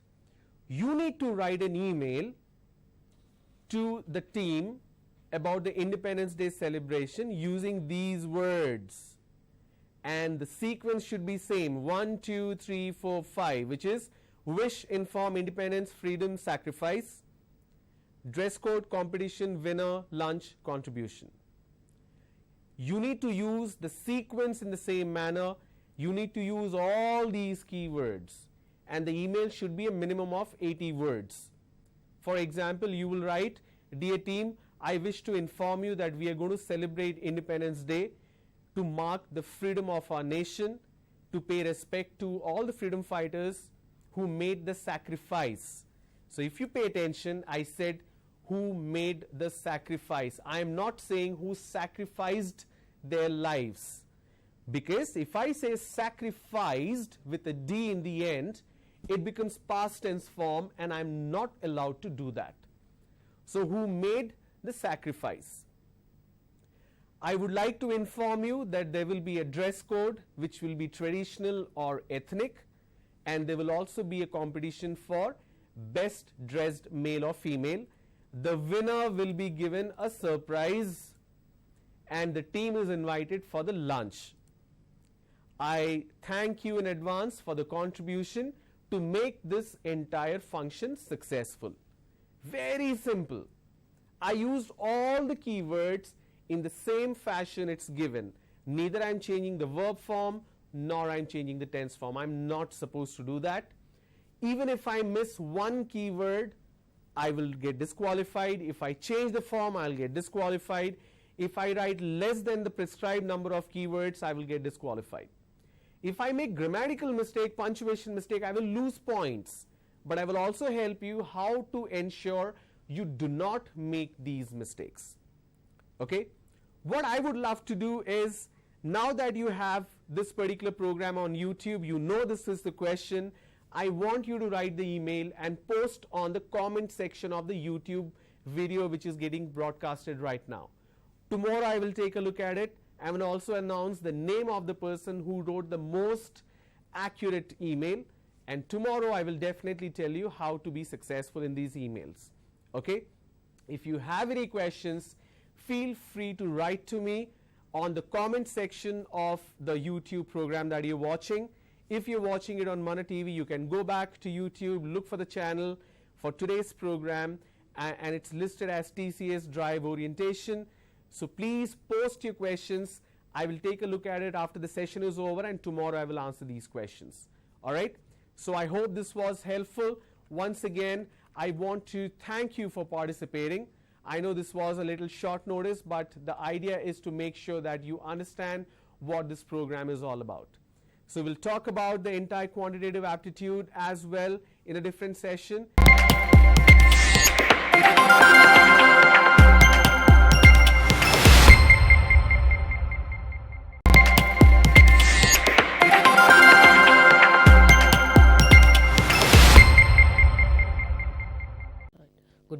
Good morning, students. After a long time, we have met with you all. So hope after 2 years we are meeting here for Tally training program. Let me introduce first myself. This is Chandrasekhar from Tally training from APA Skill Development Program. I am here to teach you about Tally on GST. So we are going to learn here about Tally with GST, right? So in the long when we saw in the last class, మన last క్లాస్లో చదివినప్పుడు మనం Tally with VAT చూసాము. So after 2 years so GST implementations ఇవన్నీ జరిగినాయి. So ఇప్పుడు మళ్ళీ మనము Tally with GST training programme గురించి చేసుకుంటాం. ఓకే, సో ఇప్పుడు మనం టాలీలో ఉన్న టాపిక్స్ ఏంటి, టాలీలో మనం ఏ టాపిక్స్ చేసుకుంటాము ఏంటి అనేది మనం ఇప్పుడు చూసుకుంటాం. ఓకేనా? సో ఇప్పుడు మనం చూసుకున్నట్టయితే ఒకసారి మీరు డైరెక్ట్గా మనం ఒకసారి సిలబస్లోకి వెళ్దాము.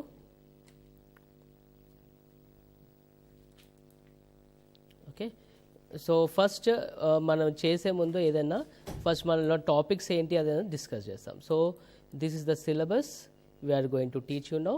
సో కొంచెం మీకు కావాలంటే సిలబస్ కూడా నోట్ డౌన్ చేసుకోవచ్చు. కొంచెం ఎన్లార్జ్ కూడా చేస్తాను, పాస్ కూడా చేస్తాను ఒక 2-3 సెకండ్స్, 4-5 సెకండ్స్ చూడండి.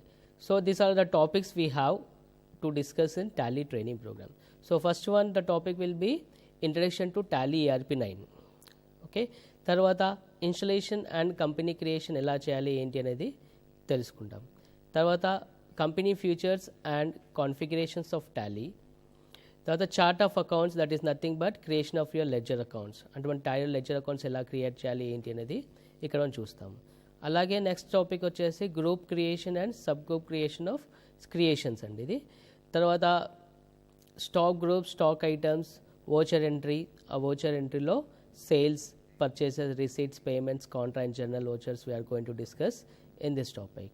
సో తర్వాత voucher class, inventory vouchers, manufacturing process, sales orders, purchase orders, debit notes, credit notes, receivables and payables, invoice configuration, banking, check printing, printing features and other features of tally and other features and configuration కి ఎలాంటి features అన్ని ఇంకంటే టాలీకి ఉన్నది కాకుండా వేరే features కూడా మనం టాలీలో discuss చేస్తాము ఈ టాపిక్లో. సో ప్రతి ఒక్క టాపిక్ వచ్చేసి మీకు 2 hours ఉంటుందండి. ఓకే, సో ఇది ఇంతవరకు మీకు టాలీ సిలబస్ అవుతుంది. తర్వాత మీకు వచ్చేసి introduction to GST and GST tax structure ఎలా ఉంది. ఓకే, అలా సప్లై ఆఫ్ గూడ్స్ అంటే ఏంటి, జిఎస్టీ రేట్స్ ఎలా ఉంటాయి, జిఎస్టీ ఇన్వాయిసింగ్ ఎలా చేయాలి, జిఎస్టీ రిజిస్ట్రేషన్స్ ఎలా చేయాలి, మన టైప్స్ ఆఫ్ రిటర్న్స్ అన్నీ ఉంటాయి, ఎన్ని టైప్స్ ఆఫ్ రిటర్న్స్ ఉంటాయి, అది ఎలా ఫైలింగ్ చేయాలి, టాలీలో ఎలా తీయాలి రిపోర్ట్స్, అవన్నీ కూడా చేస్తాము. GST in Tally with introduction.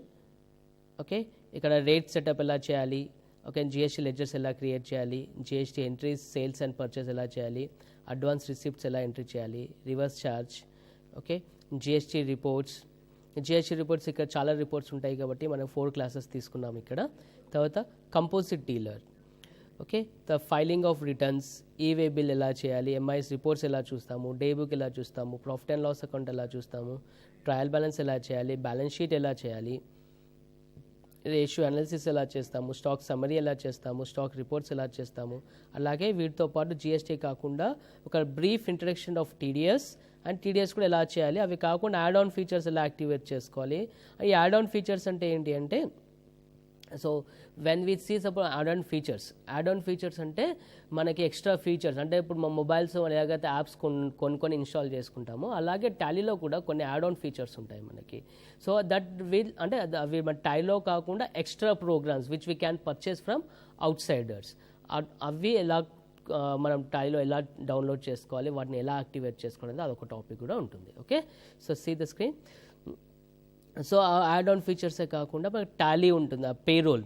So payroll ఎలా చేస్తాము, బ్రీఫ్ డిస్కషన్ ఆఫ్ పేరోల్, మన పేరోల్ హెడ్స్ ఎలా క్రియేట్ చేస్తాము, like what is the basic pay, what is the HRA, okay, HRA percentage ఎలా క్యాలిక్యులేట్, ఈఎస్ఏ ఎలా క్యాలిక్యులేషన్స్ చేయాలి, పిఎఫ్ ఎలా calculations, అవన్నీ మనకి పేరోల్ టాపిక్లో కవర్ అవుతుంది.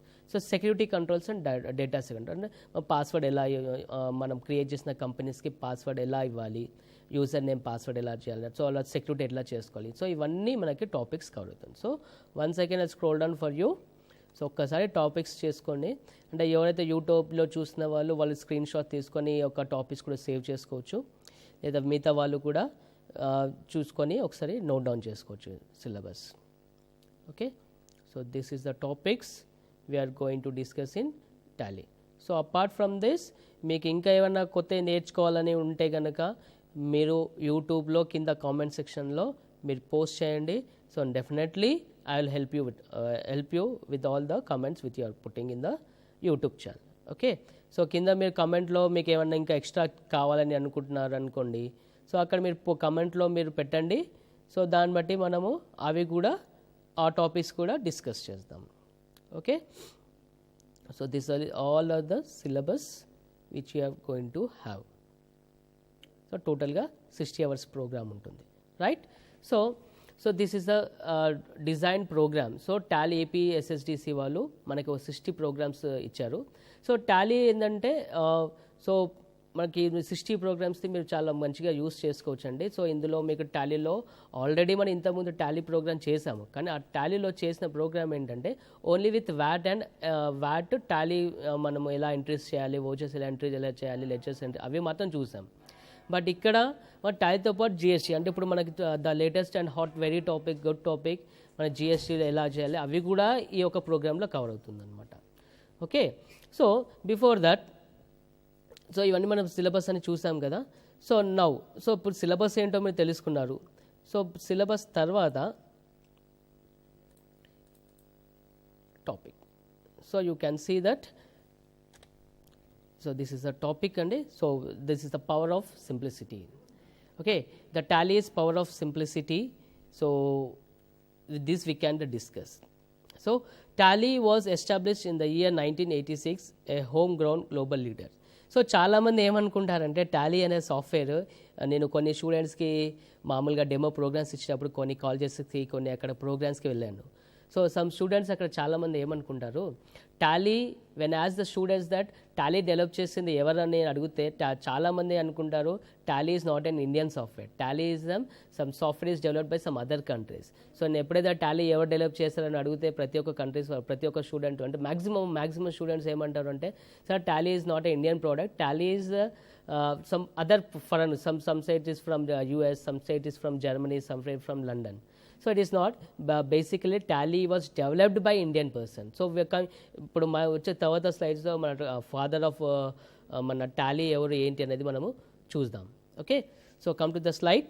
So Tally was established in the year 1986. It is a home ground global leader అండి. As Tally ERP is used by over 90% business of in India. So ఇప్పుడు ఒక 100 companies ఉన్నాయనుకోండి, ఆ 100 కంపెనీస్లో 90% వరకు 90% కంపెనీస్ అంటే 100 కంపెనీస్లో 90 కంపెనీస్ యూజ్ చేస్తుంది టాలీ. సో అందుకని ఇక మన బిజినెస్ మనకి పిల్లలకి కానీ స్టూడెంట్స్కి ఆపర్చునిటీస్ ఎక్కువ ఉంటాయి, అంటే టాలీలో జాబ్స్ రావడానికి అవకాశాలు ఇక్కడ ఎక్కువ ఉంటాయి మనకి. So present in 100 countries with 28 lakhs users ఉన్నారు. అంటే టాలీని మొత్తం టోటల్గా 100 కంట్రీస్లో 28 persons which are using officially, which are using their license version. Then coming to the most, అంటే తర్వాత వచ్చేసి the most preference business management solutions in India. So Tally was the most preference business management solution. Tally was the accounting solutions in India అనమాట. So అవే కాకుండా 25,000 plus partners ఉన్నారు మన across ఇండియాలో. So Tally partners ఎవరంటే one who is selling the software in the business, one who is teaching Tally to the students, to the colleges, to the employers and all. Okay, so the mission, what is the mission of Tally? So టాలీలో ఉన్న main mission ఏంటంటే వాళ్ళు చేసిన software medium and small scale లాంచెస్కి వాళ్ళకి అనుకూలంగా use చేసేటట్టు use చేస్తారనమాట. Okay, second one, so if you see the Tally here, Tally Solutions then was known as Pewtronics Private Limited. So Tally when was started, so the start అయినప్పుడు Tally name అని కాకుండా Pewtronics అనే పేరుతో వాళ్ళు start చేశారు. So it was co founded in the year 1986 by Shyam Sundar Goenka and his son Bharat Goenka. అంటే Bharat Goenka was the main person who has invented the software. So Shyam Sundar Goenka is the father of Mr. Bharat Goenka. So Bharat Goenka ఏంటంటే ఆయన ఒక science person, ఆయన కొంచెం accounts మామూలుగా is graduate person. You can see here Goenka is a max graduated to create the software application that would handle financial accounts for his business. So ఇక్కడ ఏం చేశారంటే శ్యామ్ సుందర్ గోయింకా ఆయన ఏం చేస్తారంటే వాళ్ళ సన్తో చెప్పాడు భరత్ గోయింకాకి. ఏమని చెప్పాడు, నాకు ఒక సాఫ్ట్వేర్ కావాలి ఇట్లా అకౌంట్స్ మీద అని చెప్పారు. ఓకే అని చెప్పేసి తను ఆలోచించేసి ఒక సాఫ్ట్వేర్ డిజైన్ చేశారు. సో వాళ్ళ ఫాదర్ పెట్టిన కండిషన్ ఏంటి అంటే, మనము యూజ్ చేస్తున్న సాఫ్ట్వేర్ మన అకౌంటెంట్స్కే కాకుండా అంటే మామూలుగా ఫైనాన్షియల్స్లో కాకుండా నాన్ ఫైనాన్షియల్ వాళ్ళకు కూడా సపోర్ట్ అయ్యేలా యూజ్ అయ్యేటట్టు చేయమని చెప్పాడు. సో అందుకనే so Bharat Goenka started his research on the development and he has developed a product called Tally. Okay, is a Tally అనే ప్రోడక్ట్ని చేసేసి దాన్ని Pewtronics ఫైనాన్షియల్ అకౌంటెంట్ అంటే Pewtronics ఫైనాన్షియల్ అనేది స్టార్టింగ్ ఒక నేమ్తో ఒక సాఫ్ట్వేర్ స్టార్ట్ చేస్తారంట. So this was the story. So but we can see that, so అందుకనే మన ఈ స్లైడ్లో చూడొచ్చు Bharat Goenka is the person, అంటే భరత్ గోయింకా అనే పర్సన్ మనకి టాలీలో అనేది ఇన్వెంట్ చేస్తాడు. సో హీఈస్ ద ఫర్దర్ అండి. So he's the person who has invented the other. So he's the founder. ఇక్కడ మీ పిక్చర్లో చూస్తున్నారు కదా భరత్ గోయింకా, ఈ ఒక పర్సన్ మన టాలీ అనే సాఫ్ట్వేర్ని తయారు చేస్తారు. Okay, Bharat Goenka is the founder creator of Tally software and he was awarded. So రీసెంట్గా ఆయనకి లైఫ్ టైమ్ అచీవ్మెంట్ అవార్డు కూడా తనకి వచ్చింది. Okay, he's also in some other he has given as father of Indian software product industry. So these are the two titles which are given by, he has two titles he has win from other companies.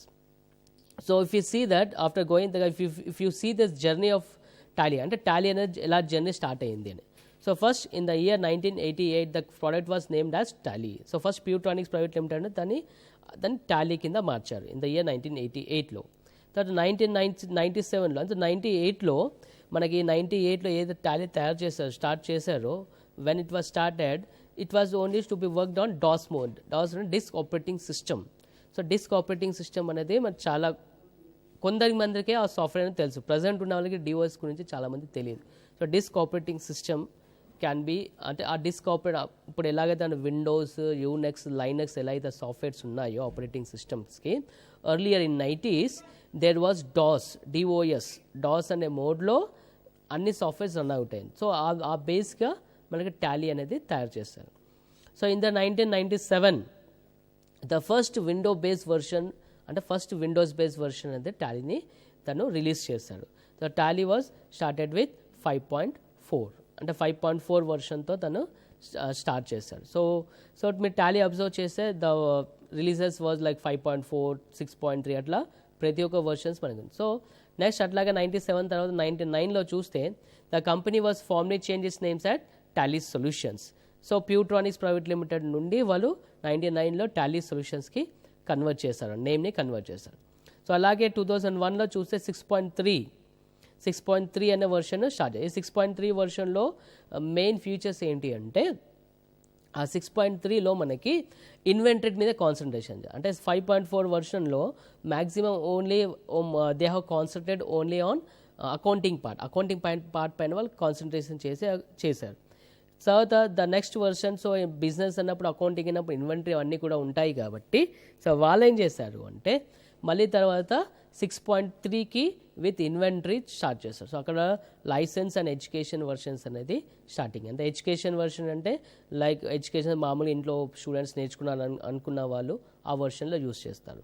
Licence versions ఎవరు use చేస్తారంటే కమర్షియల్గా, అంటే who is doing the business and who wants to maintain the accounts in the Tally software. Okay, so next slide చూసినట్టయితే మళ్ళీ in 2005లో the main concept 7.2 was released. So 7.2 was with value added tax. So ఇప్పుడు ఎలాగైతే GST వచ్చి starting అయిందో అలాగే అప్పుడు 7 అంటే ఇప్పుడు మనకి జిఎస్టీ కొత్తగా ఎలా వచ్చిందో అప్పుడు మనకి వ్యాట్ వచ్చింది. In the year 2005 they are started with VAT అనమాట. సో వ్యాట్కి ముందు జిఎస్టీ మనకి ఏపీ జిఎస్టీ అంటే ఏపీ జనరల్ సేల్స్ ట్యాక్స్ అనేది ఉండేది. సో దాన్ని రీప్లేస్ చేసి వ్యాట్ తీసుకొచ్చారు. ఇప్పుడు ఆ వ్యాట్ రీప్లేస్ చేసేసి ప్రజెంట్ ఇన్ 2007లో మనకి జిఎస్టీ రీప్లేస్మెంట్ అయింది. So this all are so మనకి ఎలాగైతే సొసైటీలో ఎలాగైతే అకౌంటింగ్లో చేంజెస్ అవుతున్నాయో, ట్యాక్సేషన్లో ఎలా అయితే చేంజెస్ అవుతున్నాయో, సో అదేవిధంగా టాలీ వాళ్ళు కూడా రిలీజెస్ అనేది చేంజ్ చేసుకుంటూ వచ్చారు. సో ఇన్ 2005లో 7.2 was released and in the year 2006 they have launched one more new release called 8.1. so 8.1లో ఉన్న మెయిన్ కాన్సెప్ట్ ఏంటంటే multilingual version. So multilingual version ఏంటంటే టాలీ మనకి ఇంగ్లీష్లోనే కాకుండా మన రిపోర్ట్స్ కావాలంటే తెలుగులో, మరాఠీలో, ఆల్మోస్ట్ ఒక 24 regional languages like Tamil, Hindi, Telugu, Gujarati, Marathi, so ఇవన్నీ లాంగ్వేజెస్లో కూడా మన టాలీలో రిపోర్ట్స్ చూసుకోవచ్చు. సో అది ఆ ఒక బేస్ గురించి ఈ 8.1 రిలీజ్ చేశారు. So coming like that, so in the year 2009 the company has released tally.erp9, okay, a business management solution. So what is the main use of this tally ERP9?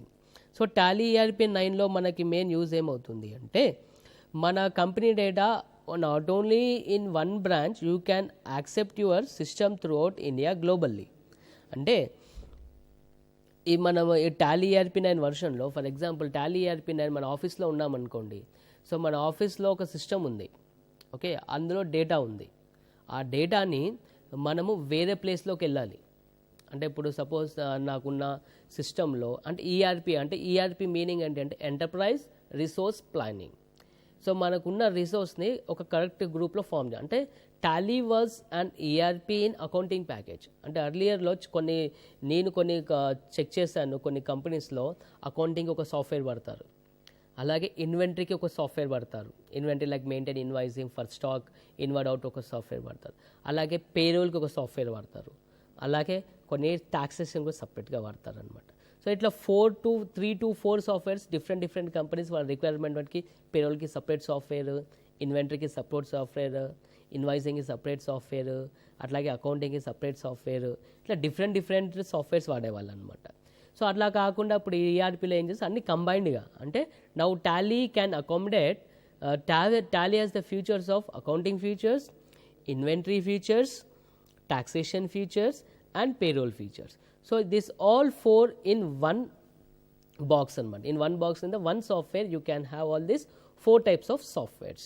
Okay, so ఇది ఒక advantage మన Tally ERP9. So మళ్ళీ ERP9 ఎందుకంటే ఇప్పుడు కంపెనీలో ఉన్నాను, నా data ఈ సిస్టంలో ఉంది, ఈ ల్యాప్టాప్, ఈ పర్టికులర్ ల్యాప్టాప్లో ఉంది, సో లేదా ఆఫీస్లో ఆ సిస్టంలో మెయిన్ డేటా ఉంది. సో నేను బిజినెస్ పని పైన, బిజినెస్ వర్క్ పైన I went to some out side, so Mumbai కానీ చెన్నై క్లయింట్ దగ్గరికి వెళ్ళాను. ఆ క్లయింట్ దగ్గర ఆ వ్యక్తి అన్నాడు, sir there is some changes in our, మీలో ఉన్న మన కొంచెం చేంజెస్ ఉన్నాయి, మన ఒక రికార్డ్లో కొంచెం మనం రికన్సిలేషన్ చేయాలి, సమ్ చేంజెస్ ఉన్నాయి సార్ అని సంథింగ్ హీ హ్యాస్ మనకు అలా ఏదో కొన్ని క్వశ్చన్స్ రైజ్ చేస్తాడు. సో అప్పుడు మనం సడన్గా చూడాలంటే ఆ డేటాని మనం ఒకసారి క్యారీ చేయలేకపోతాం. సో అప్పుడు మనం ఏం చేయొచ్చు, ఈ యొక్క ఈఆర్పీ బేస్డ్ ప్రోగ్రాంలో మన టాలీని డైరెక్ట్గా కనెక్ట్ అవ్వచ్చు. అంటే మన ఆఫీస్లో ఉన్న సిస్టమ్ డైరెక్ట్గా మనం కనెక్ట్ అవ్వడానికి ఛాన్స్ ఉంటుంది ఈఆర్పీలో. సో కనెక్ట్ అంటే చాలామంది సార్ ఆల్రెడీ మనకి టీమ్ వ్యూవర్ ఉంది, ఎనీ డెస్క్, ఇవన్నీ సాఫ్ట్వేర్స్ ఉన్నాయి కదా, డైరెక్ట్గా అలా చేసుకోవచ్చు కదా అంటారు. So without using any team viewer, without using any desktop, అన్నీ ఏ థర్డ్ పార్టీ ప్రోగ్రామ్ ఏవి ఇన్స్టాల్ చేసుకోకుండా ఓన్లీ టాలీ, అంటే Tally the main licence version in at our office and Tally where we're sitting. So మనకు ఒక education మోడ్లో ఉండి మనకు ఒక యూజర్ నేమ్ పాస్వర్డ్ ఉంటుంది, ఆ యూజర్ నేమ్ పాస్వర్డ్లో లాగిన్ చేస్తే directly we can access the system from the which is at our office. So మన ఎంట్రీస్ కానీ అవి కూడా చేసుకోవచ్చు. సో అలాగే we can like sometimes when we're not feeling well, మనకి ఏదో ఫీవర్ వచ్చి సంథింగ్ ఏదైనా ఆప్షనల్ ఫీవర్ వచ్చి లేదా ఆఫీస్లో మనం లీవ్ పెట్టాం, లేక మన ఆఫీస్కి వెళ్ళని పరిస్థితిలో ఉంటాం. సో అప్పుడు అక్కడ అర్జెంట్గా ఇన్వాయిస్ జనరేట్ కానీ ఇంకేదైనా డాక్యుమెంట్ జనరేట్ చేసేదే ఉంటుంది.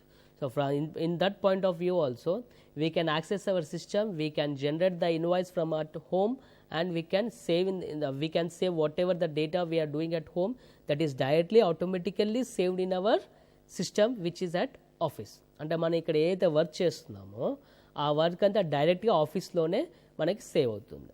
ఓకేనా, ఆఫీస్ సిస్టంలో సేవ్ అవుతుంది. సో అక్కడ నుండి మన థర్డ్ పర్సన్ ఎవరైతే ఉంటే వాళ్ళు ప్రింట్ తీసుకొని వాళ్ళు అక్కడ ఆ డాక్యుమెంట్ని ఎవరికైతే అవసరం ఆ డాక్యుమెంట్ వాళ్ళకి ఇష్యూ చేసి, లేదా మన సప్లయర్ కానీ, లేదంటే మన డెటార్ కానీ, అంటే మన ట్రాన్స్పోర్ట్ పర్సన్కి కానీ, సో మన అక్కడ ఆ డాక్యుమెంట్ ఇష్యూ చేసి కూడా చేసుకో. So these all are the advantages of having ERP9. Okay, so come to the screen now. So this are that. So 2005లో 7.2 అనేది సాఫ్ట్వేర్ని మనము టాలీ వాళ్ళు చేశారు విత్ వాట్ రిక్వైర్మెంట్స్. అలాగే 2006లో 8.1 రిలీజ్ చేశారు ఫర్ మల్టీలింగ్వల్, అంటే డిఫరెంట్ లాంగ్వేజ్, రీజనల్ లాంగ్వేజెస్తో మన టాలీ రిపోర్ట్ చూసుకోవడానికి ఛాన్స్ ఉంటుంది. ఇన్ 2009లో కంపెనీలో ఇందాక మనం డిస్కస్ చేసాము ERP9 అనేది రిలీజ్ చేస్తారు. అలాగే చూసుకుంటే in 2015 the Tally solutions allowed the launch of Tally.ERP9 release with 5th. So release 5 ఏంటి అని అంటారు. So release 1, 2, 3, 4, 5. So release are nothing but version అంటే if you are having the major changes. Release అంటే where we have some little changes, అంటే చిన్న changes ఏమంటుంది. For example మనకి 2014లో Andhra and Telangana like Andhra Telangana separate state అయింది, అవునా. సో ఇప్పుడు ఆ సపరేట్ స్టేట్ అంటే ఇప్పుడు తెలంగాణ స్టేట్ని మనకి టాలీ లిస్ట్లో యాడ్ చేయాలి. సో దానికి వాళ్ళు సపరేట్ వర్షన్ అనేది రిలీజ్ చేసే అవసరం లేదు. They can go over with only 1 release, అంటే ఆ 1లోనే ఒక చిన్న రిలీజ్ చేస్తారు, అంటే 5.1, 5.2. సో అలాగే రిలీజ్ 5 ఉంది. సో అలాగే రిలీజ్ 1. సో ప్రతి ఒక్క వర్షన్లో మీకు like Tally9, Tally ERP9 with release 1, release 2, Tally ERP9 release 1, Tally ERP9 release 2, Tally ERP9 release 3, Tally ERP9 release 4, Tally ERP9 release 5, 5.5. So అట్లాగే ఈ 5 అనే main release they have concentrate only on taxation part. Taxation గురించి compliances like VAT కంప్లైన్సేషన్స్ కానీ, TDS కంప్లైన్సేషన్స్ కానీ, income tax కంప్లైన్సేషన్స్ కానీ, so అవన్నీ కూడా టాలీలో options అన్నీ యాడ్ చేసుకుంటూ వచ్చారు. So now in 2016 the company has more than 1 million customers. So 1 million is nothing but more than 10 lakhs customers in 2016. So Tally solution was అదే కాకుండా Tally solutions was shortlisted at GST Suvidha provider to the provide interface between the news, goods and service tax and to the server and to the taxpayer. అంటే 2016లో, so 2017లో మన GST launch అయింది. So దాని launch చేయగా మనకి జిఎస్టీకి సంబంధించిన servers కానీ జిఎస్టీకి ఎలా maintain చేయాలి, ఎలాంటి రిపోర్ట్స్ చేయాలి, ఎలాంటి రిపోర్ట్స్ మన రిటర్న్స్ ఉంటుంది, ఎన్ని టైప్స్ ఆఫ్ రిటర్న్స్ ఉంటాయి. సో వీటికి అన్నిటికీ ఒక ఇంటర్ఫేస్ బిట్వీన్ అనమాట. అంటే అక్కడ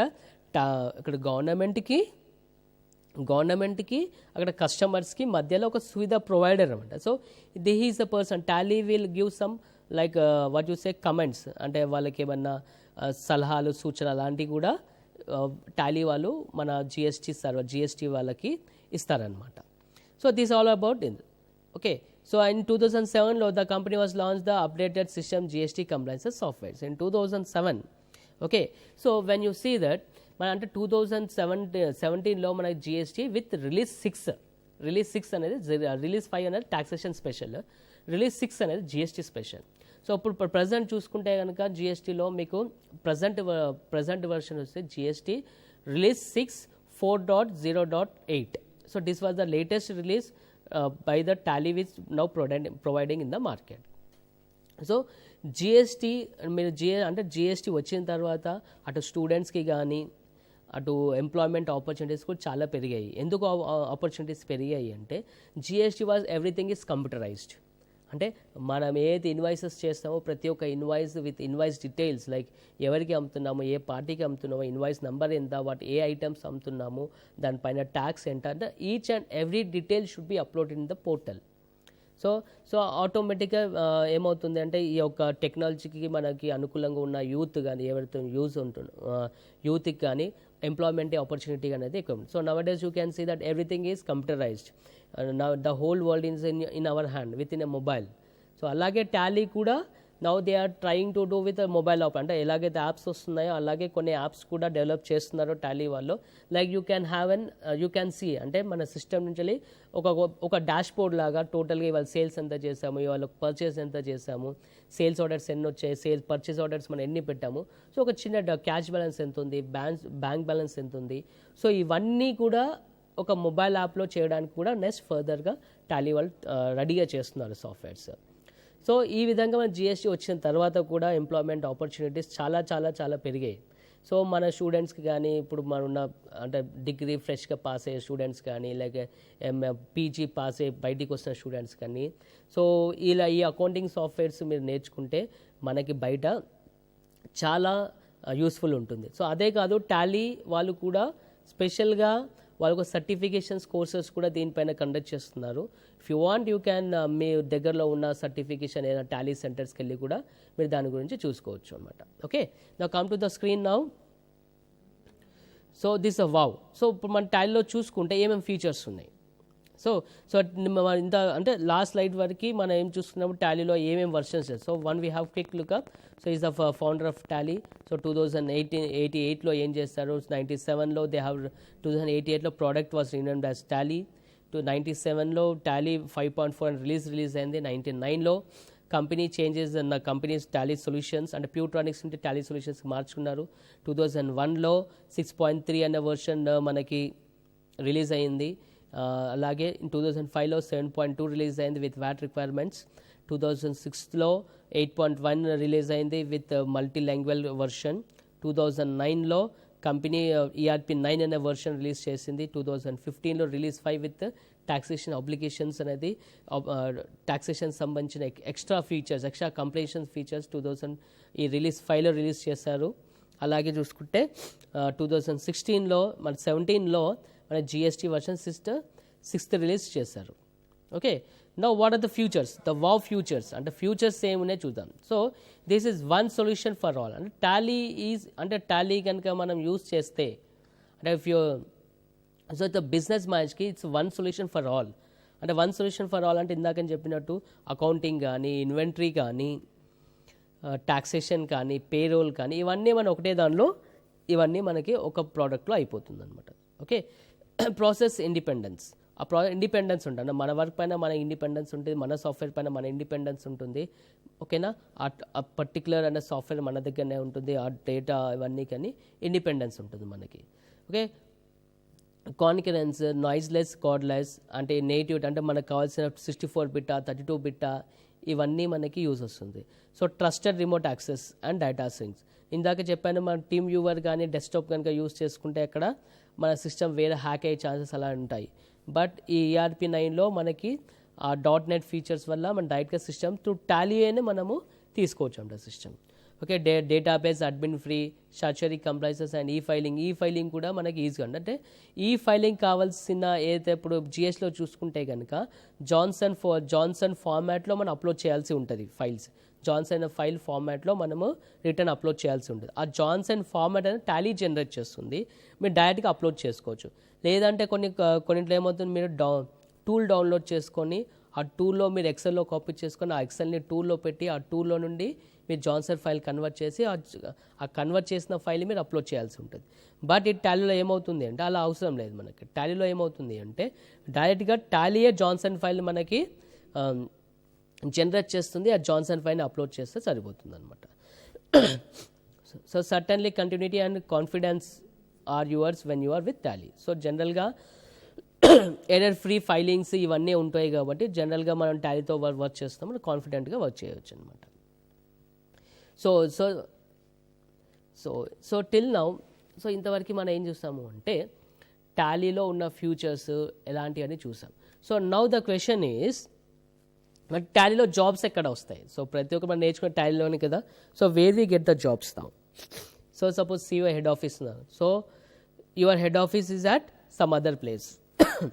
So purchase management, inventory management can be done, manufacturing can be done in Tally, finished goods management can be done in Tally. Excuse me. Branch manage also can be done. And ఒక branch నుంచి ఇంకో బ్రాంచ్కి transfer, ఆ branch ఈ బ్రాంచ్లో మీరు accounts sync చేసుకోవచ్చు. So sales and support, you can get sales and support like receivables, payables, ఎవరెంత డ్యూ ఉన్నారు, ఎలా డిస్ట్రిబ్యూషన్ చేయాలి ఏంటి, అది కూడా you can do in Tally. Okay, so accounting, compliances, payroll management. So for auditors also it is very useful. So for finance organization, so these all are the companies, these all are the sectors where you can get the job facilities. అంటే మన Tally ఇవన్నీ అంటే ఈ సెక్టర్స్లో ఈ డిపార్ట్మెంట్లో మన Tally అనేది work చేస్తారు. అంటే ఫైనాన్స్ డిపార్ట్మెంట్లో కానీ లేదంటే పార్ట్నర్స్ కంపెనీస్, ప్రిన్సిపల్ కంపెనీస్లో కానీ, ఓకేనా, పర్చేజ్ అండ్ ప్రొక్యూర్మెంట్లో కానీ, ఇన్వెంటరీ మేనేజ్మెంట్లో కానీ, మ్యానుఫ్యాక్చరింగ్ డిపార్ట్మెంట్లో కానీ, ఫినిష్ గుడ్స్ మేనేజ్మెంట్లో కానీ, లేకుంటే బ్రాంచ్ మేనేజ్మెంట్స్లో కానీ, సేల్స్ అండ్ సపోర్ట్స్లో కానీ. సో ఇవన్నీ ఫ్యూచర్స్, ఇవన్నీ డిపార్ట్మెంట్స్ అనుకోండి. సో ఈ ప్రతి ఒక్క డిపార్ట్మెంట్లో మీరు టాలీ కనుక పర్ఫెక్ట్గా అయిపోతే, సో ఇక్కడ చూపించిన మీకు ఏవైతే స్క్రీన్లో కనబడుతున్న డిపార్ట్మెంట్స్లో మీరు టాలీలో అనేది ప్లేస్మెంట్ అయ్యేదానికి ఛాన్సెస్ ఉంటాయి. ఓకే, సో మీ ఇందాక చెప్పాను మల్టీలింగ్వల్ అంటే ఏంటి అని. సో ఇవన్నీ రిపోర్ట్స్ మనం ఈ విధంగా Tally ERP means multilingual. So where can you have Marathi, okay, Marathi, Hindi, Gujarati, సంస్కృతం. So this all are the languages where you can have the Tally, right? Sorry, so do you know what? So ఇక్కడ మీకు main point observe చేసి ఉంటే ఈ 3 స్క్రీన్లో, accounts and finances is the important function in every business, small, medium and large. So మీరు observe చేస్తుంటే accounts అనే team కానీ, ఫైనాన్స్ అనే టీం ప్రతి ఒక్క ఆర్గనైజేషన్లో, whether it is a small scale industry, whether it is a medium scale industry, or whether it is may be a large scale industry, in any industry accounting is very very important, right? అలాగే small and medium business creates 1.3 million jobs annually. అంటే మనకి small scales, medium scale ఎప్పుడైతే మనకి develop అవుతుంటాయో ఇండస్ట్రీలో, మన సొసైటీలో, so this will create 1.3 million jobs annually. So every ఇయర్లో you can create almost 1.3 million jobs. So 1.3 million jobs అంటే almost 90% of the uses Tally. So 90% of the 1.3లో 90% of the people required this finance jobs. Okay, so finance jobs కంటే మళ్ళీ మనకి Tally నేర్చుకున్న వాళ్ళకి అలాంటి వాళ్ళకి యూజ్ అవుతుంది. సో అలాగే అబ్జర్వ్ చేస్తే కనుక every 7th jobs in the country is accounts and అంటే మీకు 10 జాబ్స్ ఉంటారు, ప్రతి ఒక్క అంటే finance job is 7th job. So compulsory అంటే ఫైనాన్స్తో ఈ స్లైడ్లో చెప్పుకొని నేను ఏం చెప్పుకోవాలనుకుంటున్నానంటే మనకు ఫైనాన్స్ అనేది చాలా ఇంపార్టెంట్. ప్రతి ఒక్క ఆర్గనైజేషన్కి ఫైనాన్స్ అనేది చాలా ఇంపార్టెంట్. సో మనకు డెవలప్ అయిన ఇండస్ట్రీస్ వల్ల మనకి ఎన్ని జాబ్స్ క్రియేట్ అవుతున్నాయి, ఆ జాబ్స్లో మన టాలీ రోల్, అకౌంట్స్ రోల్ ఎంత, అకౌంట్స్లో మన టాలీ రోల్ ఎంత అనేది ఒక స్లైడ్ మనకి చెప్తుంది, రైట్. సో అలాగే చూసుకుంటే opportunity is like huge employment and potential in accounting and finance domain. So మన టాలీ ఇప్పుడు ఇందాక చెప్పిన స్లైడ్ పల్లి మన 1.3 మిలియన్ జాబ్స్ అనుకుంటే కనుక మనకి చాలా ఈ అకౌంట్స్ అండ్ ఫైనాన్స్ డొమైన్లో మనకి చాలా జాబ్స్ క్రియేటివిటీ అనేది ఎక్కువ ఉంటుంది. సో అలాగే చూస్తే ఇప్పుడు మన జాబ్స్ ఎక్కడంటే టాలీ నేర్చుకుంటే కొందరికి అంటుంది. So we have many softwares in the market. మనకి చాలా మార్కెట్స్ అంటే మనకి చాలా సాఫ్ట్వేర్స్ ఉన్నాయి మార్కెట్లో. సో మన టాలీకి జాబ్స్ వస్తాయంటే ఇప్పుడు నా దగ్గర కొన్ని ఉన్న కలెక్ట్ చేసిన మీరు చూస్తే కనుక ఇక్కడ టాలీ అంటే మీరు కావాలంటే మీరు ఒక weekly daily news paper, Sunday classifieds అలా చూడండి. సో మీకు ఇలా కనబడుతుంది జాబ్స్ విత్ టాలీ అంటే నాట్ ఓన్లీ అందరికి ఫ్రమ్ ఇంటర్నేషనల్. ఇప్పుడు ఇంటర్నేషనల్ లెవెల్లో కూడా మన ఒక సాఫ్ట్వేర్ని బాగా సౌదీ సైడ్ బాగా యూస్ చేస్తారండి, లైక్ యూఏఈ కానీ సౌదీ అరేబియా కానీ అక్కడ చాలా యూజ్ అవుతుంది టాలీ. సో అక్కడ కూడా మీకు ఆపర్చునిటీస్ చాలా ఉంటాయి. సో గవర్నమెంట్ దానిలో కూడా కొన్ని governments to maintain their branch accounts they use Tally. So in departments also you can see. So ఇక గ్రీన్ లైన్లో ఏదైతే ఉందో that is nothing but they are preferring for Tally certification people or Tally people అనమాట. Okay. So local newspapers చూసుకుంటే Times classifieds కానీ అట్లా. So this just to మీకు just ఒక బూస్టప్ చేయడానికి అంటే టాలీ వల్ల ఎక్కడెక్కడ ఆపర్చునిటీస్ ఉన్నాయి, అసలు ఉందా లేదా అనేది మీకు తెలియడానికని నాకు దగ్గర ఉన్న కొన్ని న్యూస్ పేపర్ కలెక్షన్ చేసి మీ దగ్గర పెట్టాను. Okay. So you can see that, right.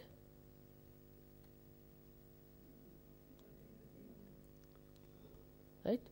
So you can see like area wise also. హైదరాబాద్లో also, Mumbai, Delhi. So not only in India but you have in global employment opportunities also. So tally is used in India and 100 countries worldwide. So whatever you are seeing star marks, so ఇక్కడ star marks ఎక్కడైతే కనబడుతున్నాయో మీకు అక్కడ Tally అనేది మీకు ఉంది, ఆ కంట్రీలో Tally providers. So I want to inform that so Tally is also conducting some అంటే టాలీ వాళ్ళు టైఅప్ కొన్ని కాలేజెస్తో కూడా టైఅప్ అవుతున్నారు. So to give the knowledge to the students. Okay.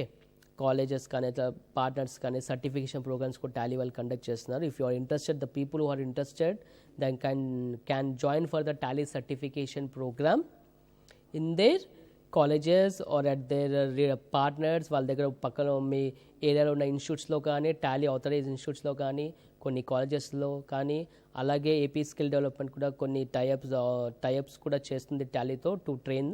So this all are the opportunities you have in the Tally అనమాట. So in the slides, so ఇప్పటిదాకా మనము మీకున్న సిలబస్ ఎలా ఉంది అంటే మనం సిలబస్ చూసాము, టాలీ ఒక బ్రీఫ్ ఇంట్రడక్షన్ అంటే టాలీ వల్ల మీకు జాబ్స్ ఎక్కడ ఛాన్సెస్ ఉంటాయి, టాలీ ఉన్న ఫ్యూచర్స్ ఏంటి, సో అక్కడ స్లైడ్స్ వేస్తే మనం చూసాం. Okay. So first the company అంటే ఇప్పుడు మీరు కంపెనీ అంటే టాలీలో ప్రొసీజర్ ఎలా ఉంటుంది. సో ఫస్ట్ సో ఇక్కడ ఫస్ట్ మనకున్న సిలబస్లో చూస్తే గనక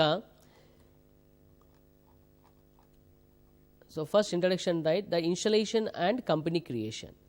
సో ఇంతవరకు నార్మల్గా మనకు ఒక జస్ట్ ఒక బ్రీఫ్ ఇంట్రడక్షన్ మనము అంటే టాలీ అంటే ఏంటి అనేది ఇంట్రడక్షన్ చేసాము.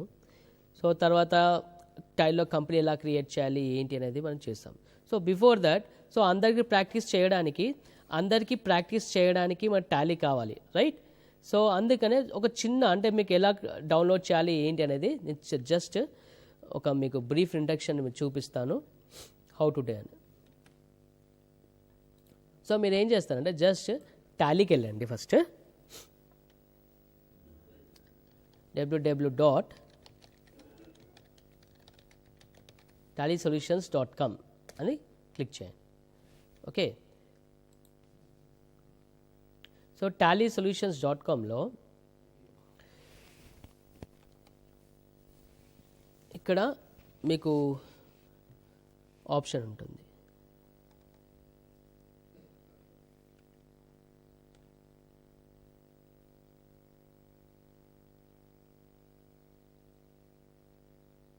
ఇక్కడ డౌన్లోడ్స్ అనే బటన్ ఉంది కదా, so click on downloads.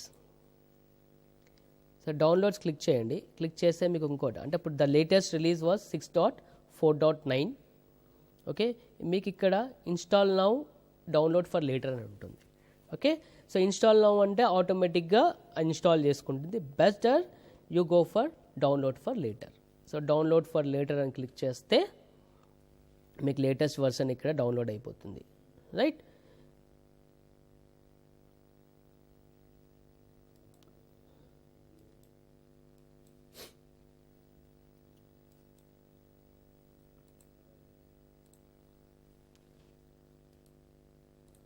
Okay.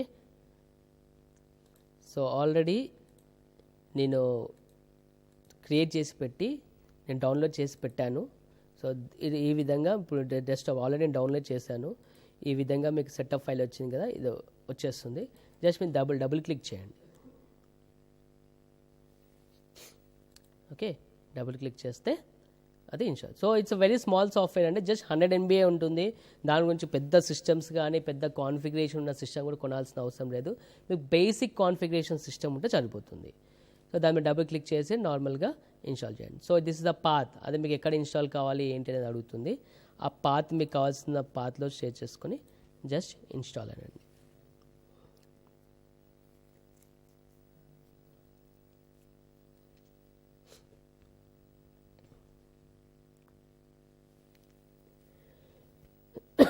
Excuse me.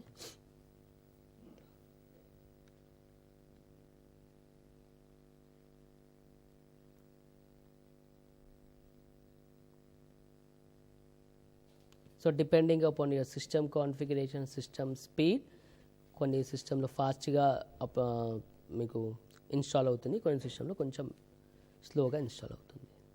Okay, but this is how to. So మామూలుగా మీరు ఇలా చేసిన తర్వాత మీకు ఇలా డెస్క్టాప్ పైన ఐకన్ వచ్చేస్తుంది. ఐకన్ని రిలీజ్ చేసుకోండి.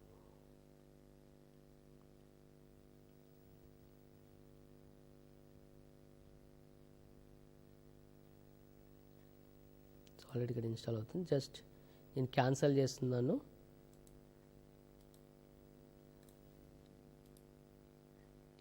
సో ఇలా ఇలా మీకు ఇలా స్క్రీన్స్ ఏమైనా అడిగితే జస్ట్ గో ఫర్ ఎస్కేప్. మీకు ఎస్కేప్ కొట్టేసింది సరిపోతుంది. ఓకే, సో మీరు ఎక్స్క్యూజ్ అబ్జర్వ్ చేస్తే ఇక్కడ మీకు ఎడ్యుకేషన్ మోడ్లో. సో నేను ఎందుకు ఎడ్యుకేషన్ మోడ్లో చెప్తున్నాను అంటే, సో ప్రతి ఒక్కరి దగ్గర స్టూడెంట్స్కి ప్రాక్టీస్ చేయడానికి వాళ్ళకి లైసెన్స్ మోడ్ వాళ్ళు చేసుకోలేరు కదా.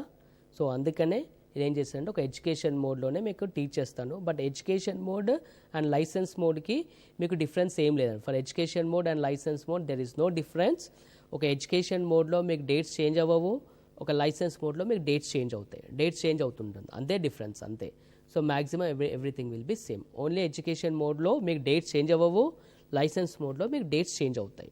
That is the only difference. So నేను ఎడ్యుకేషన్ మోడ్లో మీరు ఏమైనా ట్రాన్సాక్షన్స్ ఎంట్రీ చేయాలనుకుంటే, for example 1st April, okay, 2nd April ఇట్లా. సో 3rd April అనేది డేట్ తీసుకోవద్దు. అంటే Tally will accept in education mode only 1, 2 and 31. So 1, 2, 31 అంటే మీకు first date transactions, second date transactions and 31 date, ఈ 3 డేట్స్ మాత్రమే మీకు ఎడ్యుకేషన్ మోడ్లో యాక్సెప్ట్ చేస్తుంది సిస్టమ్. సో లైసెన్స్ మోడ్లో అన్ని డేట్స్కి మీకు ట్రాన్సాక్షన్స్ అనేది మీరు ఎంట్రీ చేసుకోవచ్చు. బట్ ఎడ్యుకేషన్ మోడ్లో మాత్రం ఓన్లీ మీరు ఓన్లీ 1, 2, 31 ఈ 3 డేట్స్ మాత్రమే యాక్సెప్ట్ చేసుకోవచ్చు. సో మెయిన్గా ఇది మాత్రమే మీకు ఎడ్యుకేషన్ మోడ్కి దానికి డిఫరెన్స్. సో మీరు టెన్షన్ పడాల్సిన అవసరం ఏమీ లేదు. సో మీరు ప్రతి ఒక్క స్టూడెంట్ మీరు నార్మల్గా సో ఈ విధంగా ఓపెన్ అయిపోతుంది సిస్టమ్. సో ఈ విధంగా మీరు అప్లోడ్ చేసేసుకోవచ్చు అనమాట. So I'm cancelling it. Okay, so మీరు ఓపెన్ చేసినప్పుడు స్క్రీన్ లాగా వచ్చేస్తుంది. So now here process the starts అనమాట. ఓకే, సో ఇలా కంపెనీ ఓపెన్ అయ్యాక just will discuss about some futures today now. So F11 futures ఉంటుంది. మీరు ఇందాకని చెప్పినట్టు మనకు 4 futures, that is accounting futures, inventory futures, taxation futures and add on futures. Inventory accounting futures ఉంది. Accounting ఫ్యూచర్స్లో ఒకసారి వెళ్ళి చూస్తే కనుక సో మీకు సంబంధించిన accounting features like maintain accounts only, అంటే అకౌంట్స్ ఓన్లీ మెయింటైన్ చేయాలనుకుంటారు. If you are service organisation అప్పుడు ఓన్లీ అకౌంట్సే ఉంటాయి, ఇన్వెంటరీ ఉండదు. అప్పుడు మీరు ఎస్ పెట్టేసుకొని మీరు ఓన్లీ అకౌంట్స్ మాత్రం మెయింటైన్ చేయొచ్చు. సో నో పెట్టేస్తే ఏమవుతుంది అంటే then you can activate inventory, you can maintain inventory and accounts అనమాట. సో అలాగే so these are the futures, అంటే ఇన్కమ్ అండ్ ఎక్స్పెండిచర్ అకౌంట్స్, అంటే ఇంకొందరు income and expenditure accounts maintain చేస్తారు. లైక్ నాన్ ప్రాఫిట్ ఆర్గనైజేషన్లో income and expenditure accounts maintain చేస్తారు, వాళ్ళకి ఈ ఫ్యూచర్ యూజ్ అవుతుంది. అవుట్ స్టాండింగ్ మేనేజ్మెంట్ అంటే రిసీవబుల్స్ పేయబుల్స్ ఉంటుంది కదా, ఆ రిసీవబుల్స్ పేయబుల్స్ ఎలా చేయాలి ఏంటి ఇక్కడ యాక్టివేషన్ చేసుకొని ఆ రిసీవబుల్స్ పేయబుల్స్ అనేది ఇక్కడ క్రియేట్ చేసుకోవచ్చు. అట్లాగే cost centre profile like payroll management, మీకు పేరోల్ కావాలంటే payroll management. Okay, cost centres అంటే బ్రాంచ్ అకౌంట్స్ ఉన్నప్పుడు ఇది యూజ్ అవుతుంది. డిపార్ట్మెంట్స్ అకౌంటింగ్ బ్రాంచ్ అకౌంట్స్ ఉన్నప్పుడు ఈ కాస్ట్ సెంటర్ అనేది యూజ్ అవుతుంది. సో ఈ కాస్ట్ సెంటర్ ఇన్ డెప్త్గా మనము ఎప్పుడైతే క్లాసెస్కి టాపిక్స్కి వస్తామో అక్కడ డీటెయిల్గా డిస్కస్ చేద్దాం. సో అలాగే invoicing, debit notes, credit notes. Okay, so ఇవన్నీ ఉన్నాయి. డెబిట్ నోట్స్, క్రెడిట్ నోట్స్ ఉంటుంది. Okay, maintaining budgets and scenarios. So cheque సంబంధించిన ఫీచర్స్, అవుట్ స్టాండింగ్ ఫ్యూచర్, ఇంకా అదర్ ఫీచర్స్. అవే కాకుండా జీరో ట్రాన్సాక్షన్స్, కొన్ని ఒకసారి మనం జీరో ట్రాన్సాక్షన్స్ కూడా ఎంట్రీ చేయాల్సి ఉంటుంది. సో అవి జీరో ట్రాన్సాక్షన్స్ ఏమైనా కావాలి అనుకుంటే ఇక్కడ ఎంట్రీ చేసుకో. Maintain multiple mailing details for company and ledgers. అంటే మనకు ఒకసారి ఏమవుతుందంటే కంపెనీ ఒకటే ఉంటుంది కానీ అడ్రస్ డిఫరెంట్గా ఉంటుంది, అంటే 3-4 ప్లేస్లో ఉంటుంది. సో అలాంటప్పుడు ఇక్కడ మనం యాక్టివేట్ చేసుకొని డిఫరెంట్ కంపెనీ నేమ్ ఒకటే ఉంటుంది, అది చేసుకోండి. సో ఈ విధంగా so these are the company features. Okay, so today we have seen, అంటే ఇవాళ మనం సిలబస్ కోసం డిస్కస్ చేసాము. సో ఇన్ బ్రీఫ్గా డిస్కషన్ మన సిలబస్ డిస్కస్ చేసాము. ఇవన్నీ సిలబస్ డిస్కషన్ ఒకటి చేసాము. ఈఆర్పి ఎలా ఉంటుంది, స్టూడెంట్స్కి ఎలా బెనిఫిట్ అని డిస్కస్ చేసాము. కంపెనీ ఫీచర్స్ కూడా డిస్కస్. రేపటి క్లాస్లో మనము మిగతా టాపిక్స్ డిస్కస్ చేస్తాం. ఓకేనా? Till then have a nice day.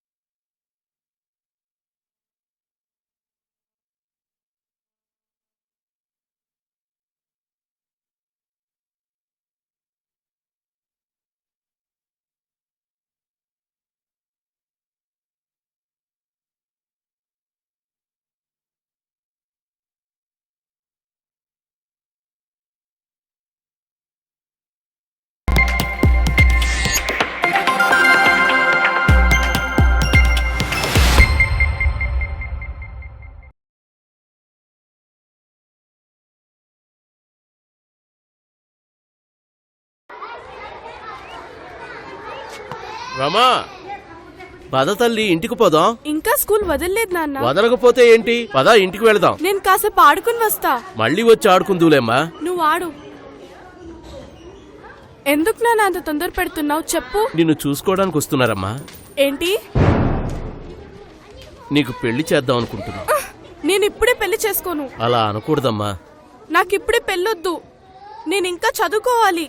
సరే చూద్దాంలే, ముందు ఇంటికి పద. గోవిందయ్య, ఇంకా మీ అమ్మాయికి 18 ఏళ్ళు నిండలేదు. నిండుతాయి లేవయ్యా. ఎప్పుడు నిండుతాయి అంకుల్?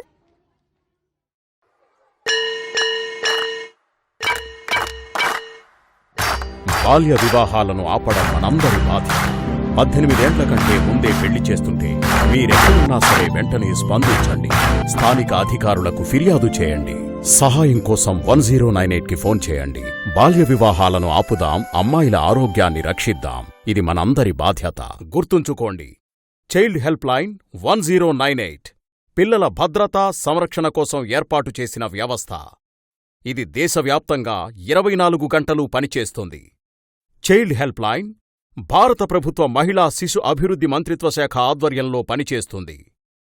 మీలో ఎవరికైనా పిల్లలకు రక్షణ, భద్రత అవసరం అనిపిస్తే వెంటనే 1098కు ఫోన్ చేయండి. సహాయం కోసం 181 ఉమెన్ హెల్ప్ లైన్కి ఫోన్ చేయండి. ప్రజాహితార్థం తెలుగులో అనువదించబడింది.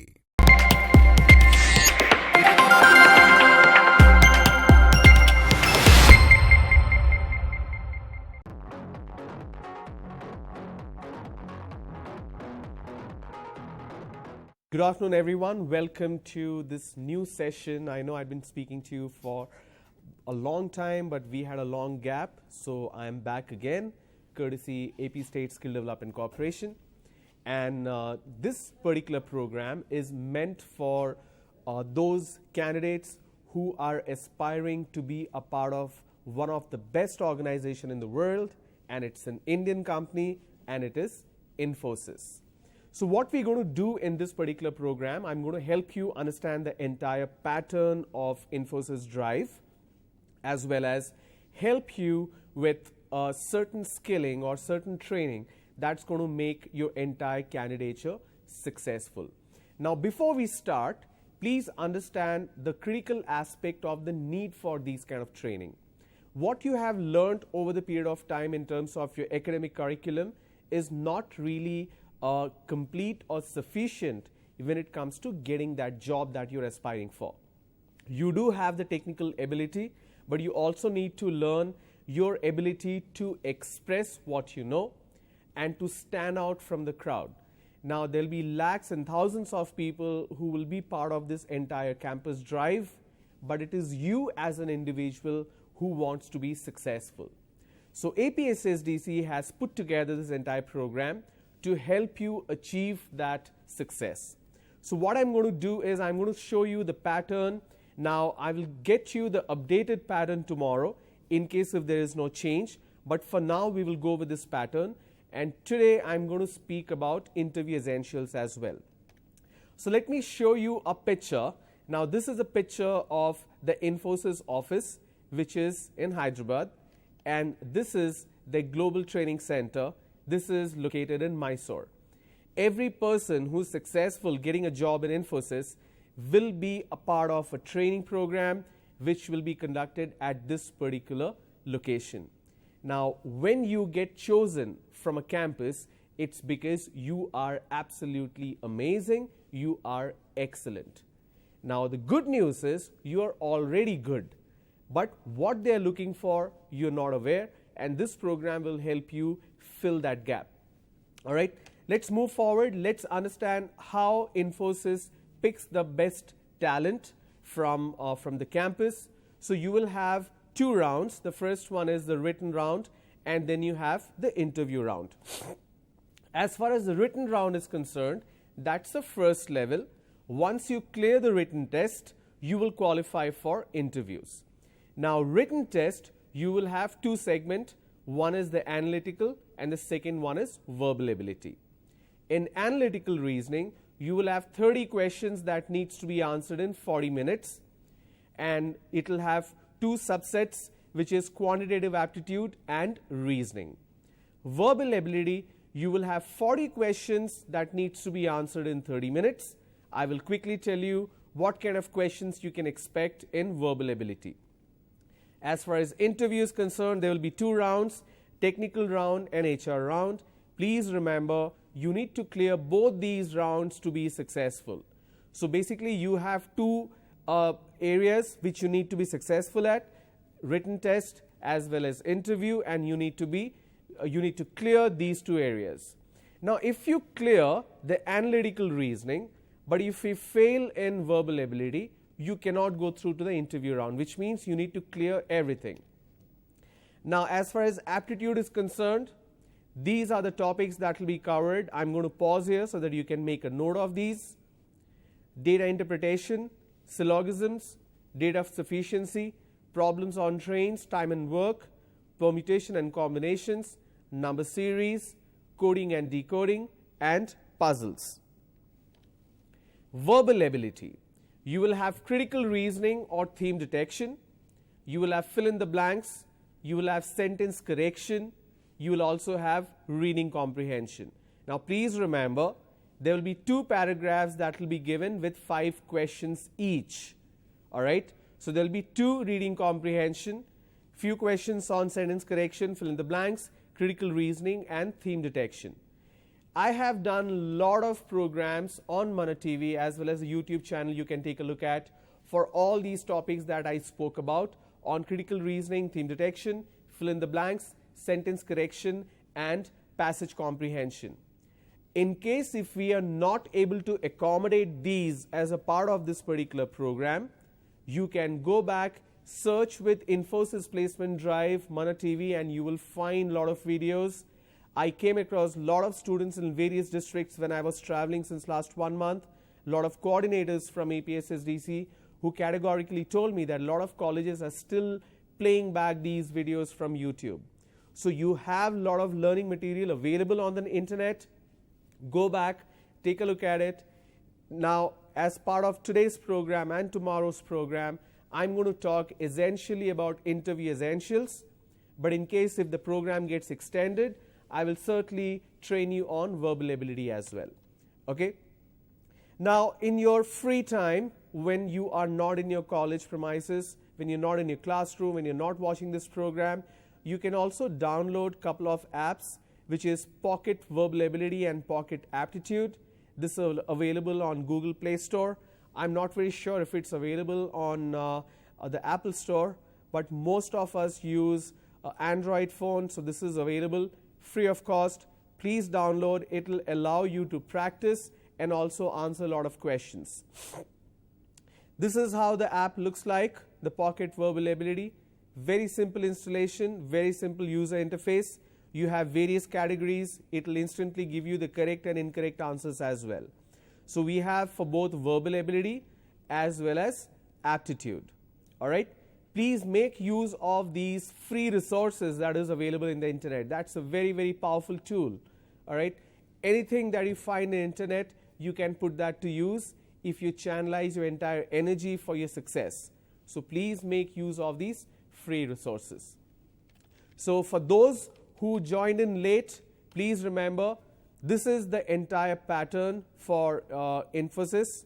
I'm going to pause so that you can make a note of it. You will have analytical reasoning. 30 questions needs to be answered in 40 minutes. 15 questions each for quantitative aptitude and reasoning. Verbal ability, you will have a total of 40 questions. Out of these 40 questions, you will have 10 questions coming from reading comprehension itself. Okay? The remaining 30 questions will get distributed among theme detection, fill in the blanks, and sentence correction. Clear? So let me go back. This is the topic for aptitude. Please make a note of these topics. These are the topics that you need to keep in mind when you're preparing. Again, you will find a lot of videos of APSSDC on MANA TV YouTube channel. You can go through these videos and learn more. Clear? So now let me begin about talking about interview essentials. All right? So let me switch over to interview essentials. Now please remember, there will be lots and lots of participants and candidates who will be part of the interview process.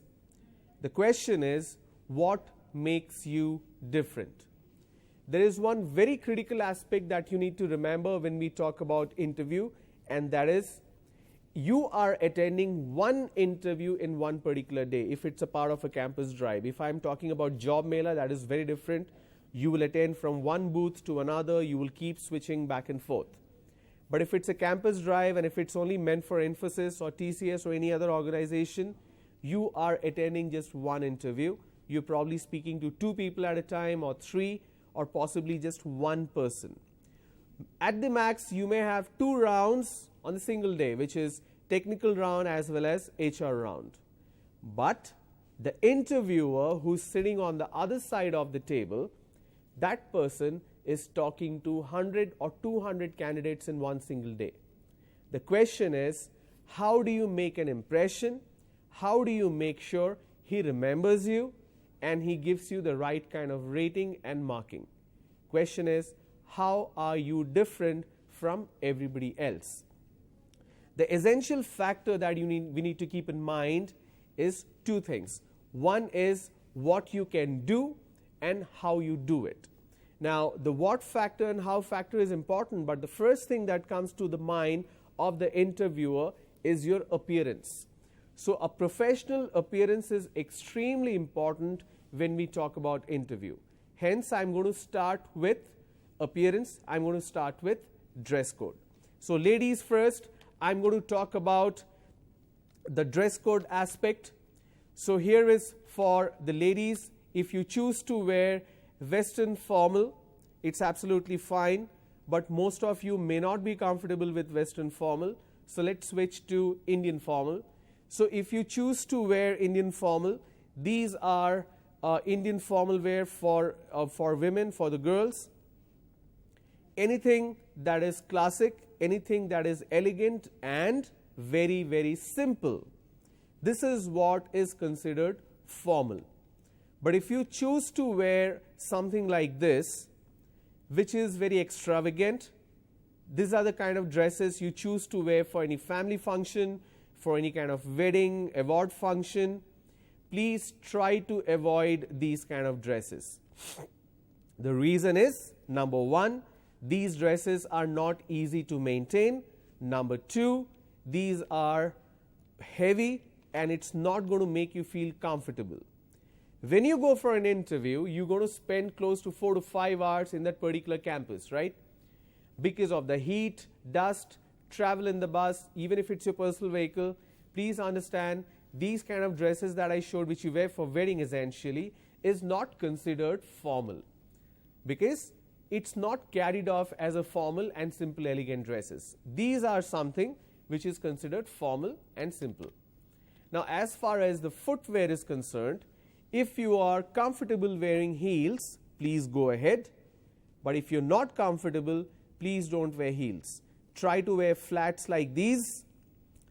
Now, something like these shoes like flip-flops and very casual shoes, these are absolutely prohibited. Please do not wear these kind of footwear. These are considered casual. These are not formal footwear. Okay? But when I'm talking about a formal footwear, you need to keep in mind that you need to feel comfortable in whatever footwear you are wearing. The same applies for your dresses as well. All right? Now, moving forward to men. If you know how to tie the knot of a tie, if the company or whichever organization you're going for is saying it's mandatory to wear a tie, then please wear a tie. If it's not, then it's absolutely fine to wear just trousers, shirt, but this belt is essential. Of course, the shoes and socks are essential. So without a tie also it's fine as long as it's formal. Now take a quick look at the trouser and the shirt. These are single tone shirt. These are considered formal. Now any shirt which has big checks like this, a shirt without a collar, the Chinese collar, shirt which is tucked out, these are absolutely no-no. Please do not wear shirts like these. Okay? Now coming to footwear, always, always, always wear formal shoes and leather shoes. It may not be pure authentic leather shoes because they are very expensive. Even if it's a hybrid leather or foam leather, it's absolutely fine. You may choose to wear shoes with laces or without laces. Both are fine. But some people like me, I always prefer shoes with laces. Shoes without lace is a sign of laziness. So please avoid shoes without lace. Prefer a shoe with lace, and please make sure the shoe is nicely polished and it's clean. Okay? Shoes like these are considered informal and casual. These are more of party wear and sneakers and joggers and casual shoes. Please do not wear shoes like these. Now, the point that you need to keep in mind is, if you are wearing a black shoe, please listen to me carefully. If you are wearing a black shoe, your socks should be black, or the socks should match the color of the trouser. So if you are wearing a grey trouser, a dark grey or light grey, the socks should be the same color of your trouser or the same color of your shoes. Lot of people wear black shoes and white socks. Please don't make that mistake. It's a huge mistake that people do. Never make that mistake. And secondly, the socks should not be a casual socks like the ankle socks or half ankle socks. Please don't make that mistake. It should be a formal socks with a formal shoes. So these kind of shoes are not allowed. And if you wear a black shoe, the sock should also be black, or the socks should match the color of the trouser. Now coming to belt, the belt should match the color of your shoes. So if you're wearing a black shoe, you will wear a black belt. If your shoe is brown, your belt should also be brown. Okay? Now this is an acceptable belt because it's formal, but these kind of belts are considered informal. This is casual. Please don't wear these kind of belts. Okay? Now moving on to accessory. A watch is not mandatory, but if you choose to wear a watch, prefer a watch like this. This is for both men and women. Something which is classic dial, something which has needles, we call them analog watches. Please do not wear a digital watch. It can be a combination of digital and analog, that's absolutely fine, but please do not wear a watch which is casual like these. Now these are considered casual or informal watches. Please do not wear these kind of watches at all. Don't make this mistake. Even your watch should be formal. It could be a leather strap, it could be a metal strap, it's absolutely fine, but it should be formal. Clear? Now moving on. Writing instrument, your pen. Invest little bit of money, 30-40 rupees, and buy a pen which has a metal clip. Even if it's a plastic clip but looks like metal, this is fine. But using a transparent body pen like these or the use and throw pen like this, it's not appreciated. See, there is no rule in terms of pens, there is no rule in terms of watch. It's just that what is appropriate and what is not appropriate. That is what you need to keep in mind. Okay? Now moving on to top